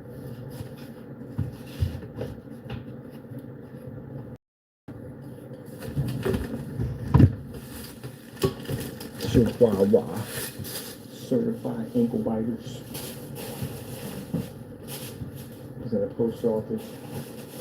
New guy had a chihuahua on there. They had a little blanket with him and everything. They had the dog had some kind of gold necklace around his neck with a little emblem with his face in it. You can tell you that's his fur baby right there. Definitely fur baby. One thing I can never understand about chihuahuas, that is a bold animal at the end of the day. That is a bold animal. And the reason why I say that is because they're tiny. They're very tiny, but they got a lot of heart. I give them that much. A lot of heart. They would try to attack dogs 6 times their size. Got a lot of heart. I mean, you're looking at this little thing. It's so small, man. Taco's bigger than that thing. It's so tiny. It's cute looking. Dog's name was Snoopy. Cool name. Anyway, he's sitting there growling at people in there.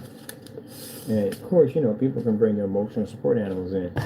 This guy came in there with a big rock wall. That thing was huge, right? Because the best friend of the rock wall, of course, you know. They bring the post office something that big, right? And that little dog was just snaring at it. What is going on? That dog was snaring at it. I'm like, you want to back down? That thing just, oh, and you're going. Jeez. But then the dog was just trying to like sniff it or whatever because he wasn't really threatening. The rock wasn't threatening anybody whatsoever. He's just basically this weird, tiny little guy. At the end of the day, what's your name? He's just curious about him. That's basically about it. Even got down. You can see how dogs are big, and they know they're bigger than other dogs, and they will literally lay down on their chest so that they can be at eye level to the other dog. Man, that came out nice. That came out real nice. That's gonna be nice.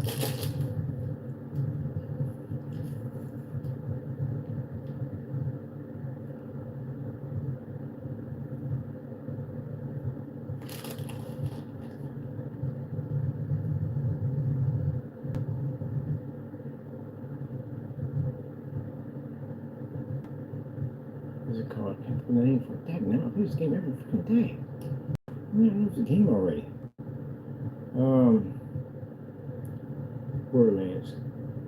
Borderlands.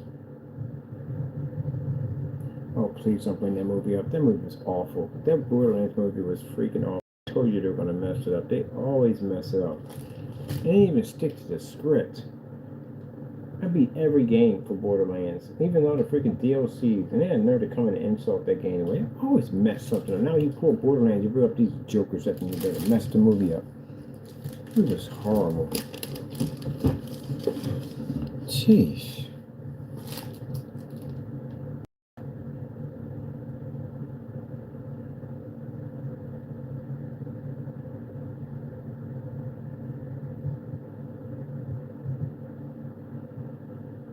Man, Kevin Hart playing Roland? Are you kidding me? You know Roland was tall, right? You play Borderlands, Roland. Oh my goodness. Like, really? Oh. Tiny Tina, no. Nope. Gee, they jacked that movie up. That movie sucked. Jacked it up. Yeah, Roland was tall. Roland was not short. I'm not saying anything about short people, but people think it too broke. Oh, you're talking about short people at the end of the day. Come the freak down and relax. Roland, if you played the game, Roland was not freaking short. Roland was tall. Like 6 feet or something. He was not short in the game. If you're gonna be to the point, be to the point. And people watch Marvel movies and they be losing it. I mean, you understand. Y'all read the comic books. I really don't read the comic books all like that, but I can feel what you're talking about. I can understand it because I play video games and I don't like it when they do video movies out of video games and they jack it up. So you know, me sitting there like, oh, you got to be kidding me. That's not even true. That's not even in the comic book. Like, I would hear about they having this debate about it. I can't hate on that. I mean, I can understand. You read the comic book, you know everything about it, but they're never going to be true to the comic book. They can't be. Just not. It's Hollywood at the end of the day. Every once in a while, they almost get it right. Bioshock. Oh my goodness, they're gonna mess it up. You know they're gonna mess it up. If they don't mess it up, it'd be incredible. But the chances are they're gonna mess it up. Because you can't. Bioshock is what Bioshock is. Especially if they based off the first one. The first one, you mean to be able to take down the Big Daddy was a freaking headache to take those things down. But you know, they're gonna mess it up. They always do mess it up. They like to change it and some other nonsense. Really, seriously, when you think about Bioshock, there wasn't too much of a really happy ending to it. It was more of a shock and awe to it all. You know what I mean? It really, in the end, you felt that somehow you were part of some jacked up scientific experiment. You were brainwashing. You were doing stuff at the end of the day that you really actually thought that you crashed there on an airplane and found that place when you were there the entire time. It was jacked up. And then the other one, on the third one, the guy brainwashed you because he made you believe that you were coming to save him, and the whole entire time you were already there. That's why he kept saying the word over and over again, thank you ever so kindly. He brainwashed you. Man, then the other one, you play as a Big Daddy, which that was actually pretty fun because, you know, and then the dad wasn't really being stalked by that thing all day long, which was kind of creepy. That was in the freaking slicers. But then, you know, we ran up on the slicers, man, you could jack them up. But then they kind of evened the odds by putting in a big sister in there, too, to mess with you.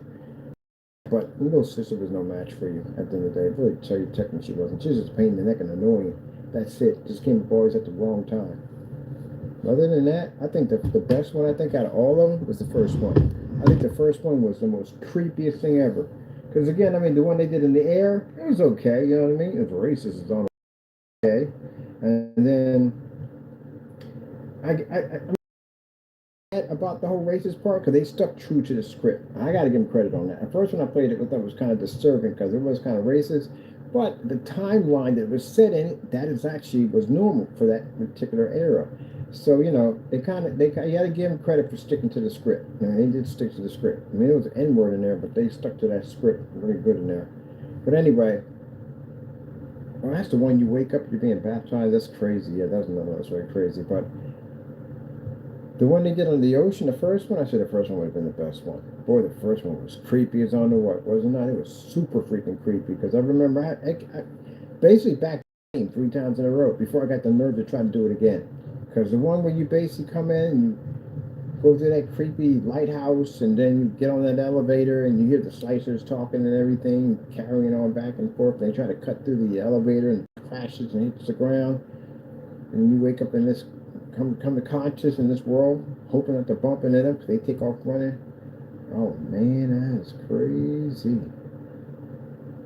Crazy. That was a good one. Three. I think one was the best one. The best one. And the top. If you really played Bioshock, like went through everything, the little grind on that game, really went through and searched everything, and you would find the most jacked up stuff you ever found in your entire life. You would find like people, how they died, they'd still be in the same form. Like I found the whole table with a whole family by accident one time, and they're digging around in those corridors trying to find stuff, and I stumbled upon an entire family that died at a table. They were all still there, gifts and stuff right there. It must have been a birthday party or something. And there's another area that I found where there was the apartment was on fire. Everything was in fire, and it was a man and woman dancing in the middle of it. They were ghosts. Oh, I gotta look this up real quick. That was some jacked up stuff you would find there. Some real messed up stuff you would find there. They're talking, doing reenactments, and you're like, what happened? You see the first. And if you sat there long enough, you see the ghost pop up, and the ghost would reenact everything that just happened, what you just saw afterwards. Crazy stuff, man. Like the one they were trying to get the big daddies to protect the little sisters. Didn't realize it was already there. And they couldn't figure out why the big daddies weren't protecting those sisters. They were there. They were already there. They didn't realize it. They already knew. They were already woke. They didn't realize it.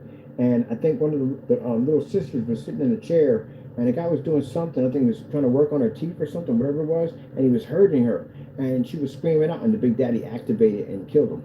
So you see when you walk in there, you see a huge drill through this guy's chest. The drill's still there, the Big Daddy's not there, but the drill's through his chest, and he's up against the wall, and his face is in shock, like when they hit him. So you find the tape in there, and the tape explains the whole entire thing, the list and everything that happens. And then they come in there and they do research and they find out like, hey, that we had a fantastic find. Unfortunately, we lost so and so in the process, but and all in all, and all for the something of science or whatever. And yeah, the Big Daddy was activated. They were protecting the little sisters. All right, let me see.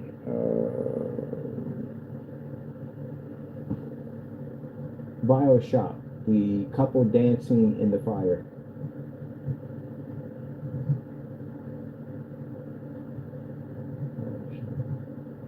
Which one you? So you got there's two versions. I remember there was. Oh man, that was creepy too. And BioShock, the third one, there's an area you find a graveyard out there. There's a graveyard. It's a really dark graveyard, and you see somebody walking through it. It's a ghost walking through it. That was a really creepy one too.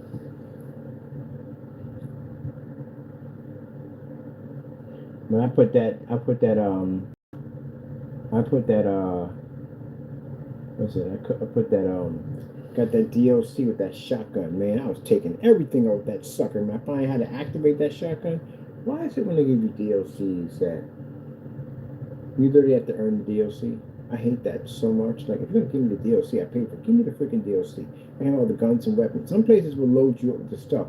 But in other stuff, they were like, okay, you got the DLC with this map, so this is what you gotta do. You gotta finish this task, that task, and this task, and you can go there. After that, we're freaking out. What's it? Fallout Vegas or something I had to finish or achieve some place I had to go to. I think it's Vegas, Fallout Vegas, something I had to go through to do it. Whatchamacallit is like that too. Freaking Just Cause, the Sky Fortress. You got to finish so many levels in order to activate it. I like it better when they just give you the stuff. You know what I mean? Oh shoot! I just thought about that. Freaking my game in the PS. I gotta go finish that part. There's it's Just Cause. No, not Just Cause. It's Far Cry.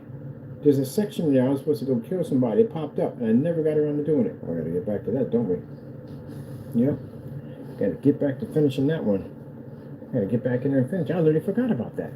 And also, too, I'm gonna check out that Easter egg. There's an Easter egg in that game. If you actually keep on going, and you get off the island, you find yourself on the beach relaxing.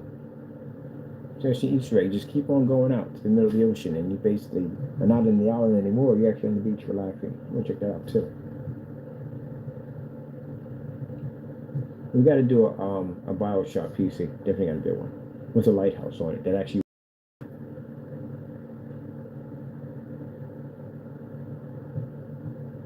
Let me see.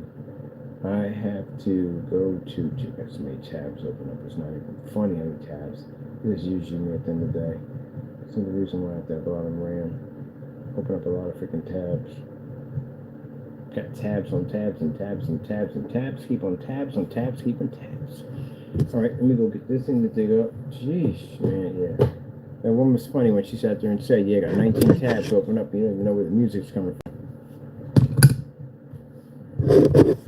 Our trusty knife. We got the job done with the trusty knife. The cold steel. Cold steel got the job done. That's a great knife for camping too.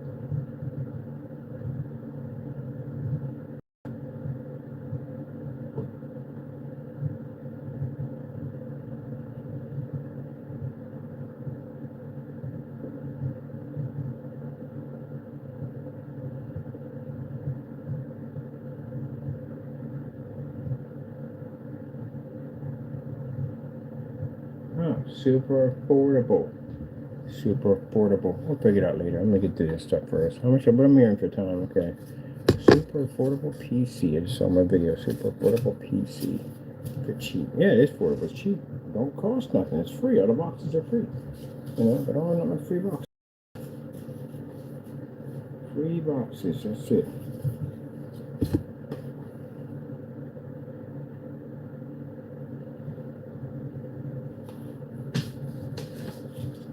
Oh shoot. Right, keep that there. We're gonna have to make a case, a screen for it. I definitely want a screen. I definitely want to do a screen that comes out of the side of it. So we have to use that cardboard, but I need that special cardboard. I usually make it, if you get in smaller sizes, you'll get exactly what you want. Larger sizes, freaking headache, because they always somehow figure a way to mess it up. So I don't need a big screen. I need a screen for gaming off of it for my cardboard setup over here.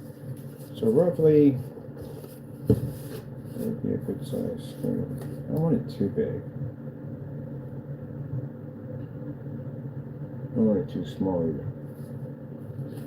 So we'll figure it out. I think maybe bigger than a 12 by 12, 12 by 24, something like that would be a good size for a nice screen. We can set up, stand and all that. And you can hook up a new screen, game paint on it.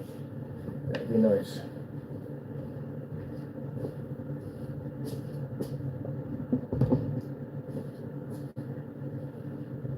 Oh, that's what you want. Okay, need that anyway.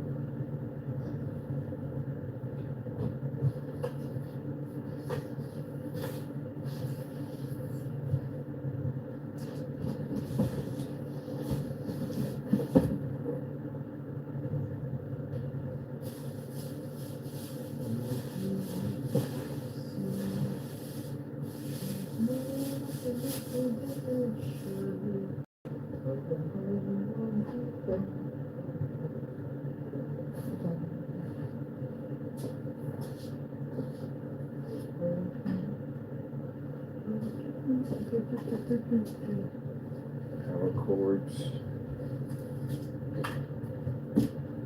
All your toys are over here as usual. In my spot.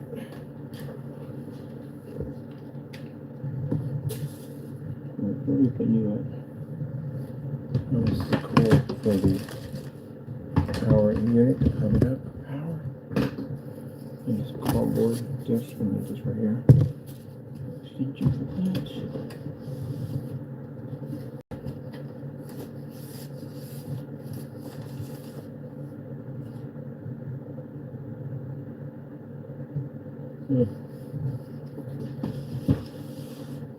Looking at the video when I first started this thing.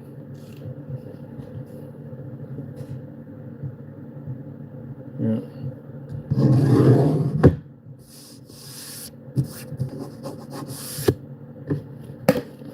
Oh, this is the template for this, for basically the liquid cooling system. So let me put these up so these don't get damaged. I'm gonna use these probably for something else I'll be working on. And this is a box, which I ain't gonna get why I need that, but we'll probably use it for something. First one is a keyboard. I wonder, can you buy a cardboard keyboard? I don't know. It's strange if you could. Never know.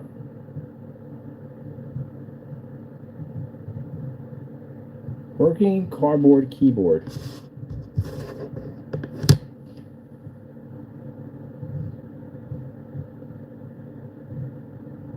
Oh no, you definitely can't do that. PC cardboard keyboard.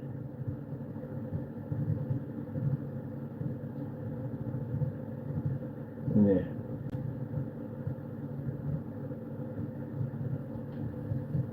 Let's see.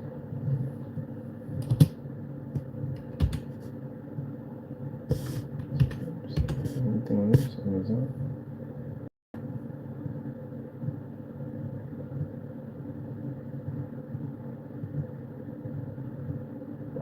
That can't be right. It's not cardboard. It looks like my cardboard's not.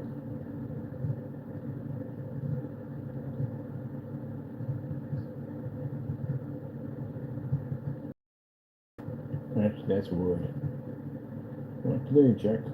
Not today. Oh, wait, it's going to glow in the dark, ain't it? Let's see. Yeah.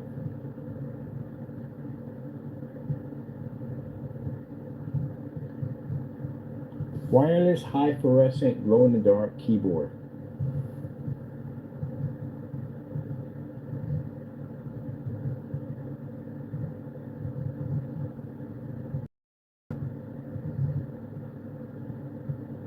So this is what we're going to go with. Hold on for a minute. Bring it in a minute. Definitely going to go with this. Like that. Right there.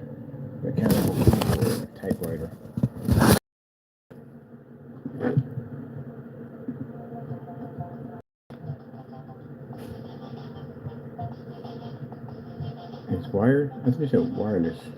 No, we need wireless.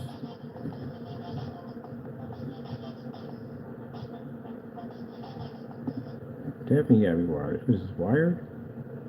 We brought back this one. It's wired. No, we can't use wired. It's wireless. Do we not understand what we say? We said wireless. No wired. Wireless. I like the keyboard though. It has to be wireless.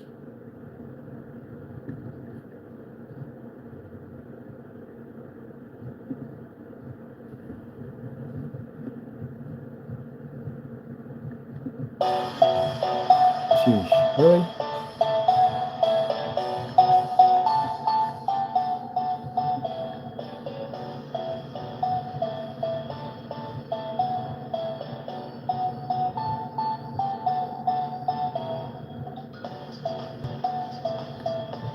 Oh shit, they got the whole thing lights up on everything. Gas lights up, the letters light up, everything. Oh, that'll definitely work.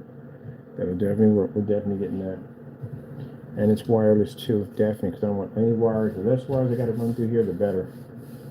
The better. That'll work much better. Let me see my junk bag here. Next week, we start working on the chases done. Gotta put the rest of the ports in. That's basically about in it. Like we gotta put the rest of the and we're done. That's basically about it. Case is already completed. Once I finish this case over here, I'll start ordering parts for this case over here. So, yep, that's pretty much it. I'll get that Dell PC and basically strip it down for the parts. And definitely pick up a power supply. Power supply that can cost my power supply. That's the last power supply I paid for. I think it was like $37 or something. That's it. Whew. All right. Thank you for coming in and watching me put this whole thing down. Pass doing this thing. We still, well, actually, I'm not done yet. I still got to order the another pair of socks, because that's what we use for this right here for my sock container. So we can put that there, and then the lid part we can pop open and put that there. And I still have to put in, this is for the power cord, put in a funnel there. And we have another one we need to put over here. And we got to run all, when we put the power supply in, I'm going to cardboard the power supply up to make it look like it's all made out of cardboard, and then run everything through. So yeah, this is coming out quite nicely. So hope you enjoy. Thank you for your time. Be safe out there, and God bless. And of course, oh, you can't forget, I'm sorry, Lord. Thank our Lord and Savior Jesus Christ for blessing us with amazing technology and the knowledge to do this. If it weren't for Him, none of this would be possible. Gotta go, and God bless.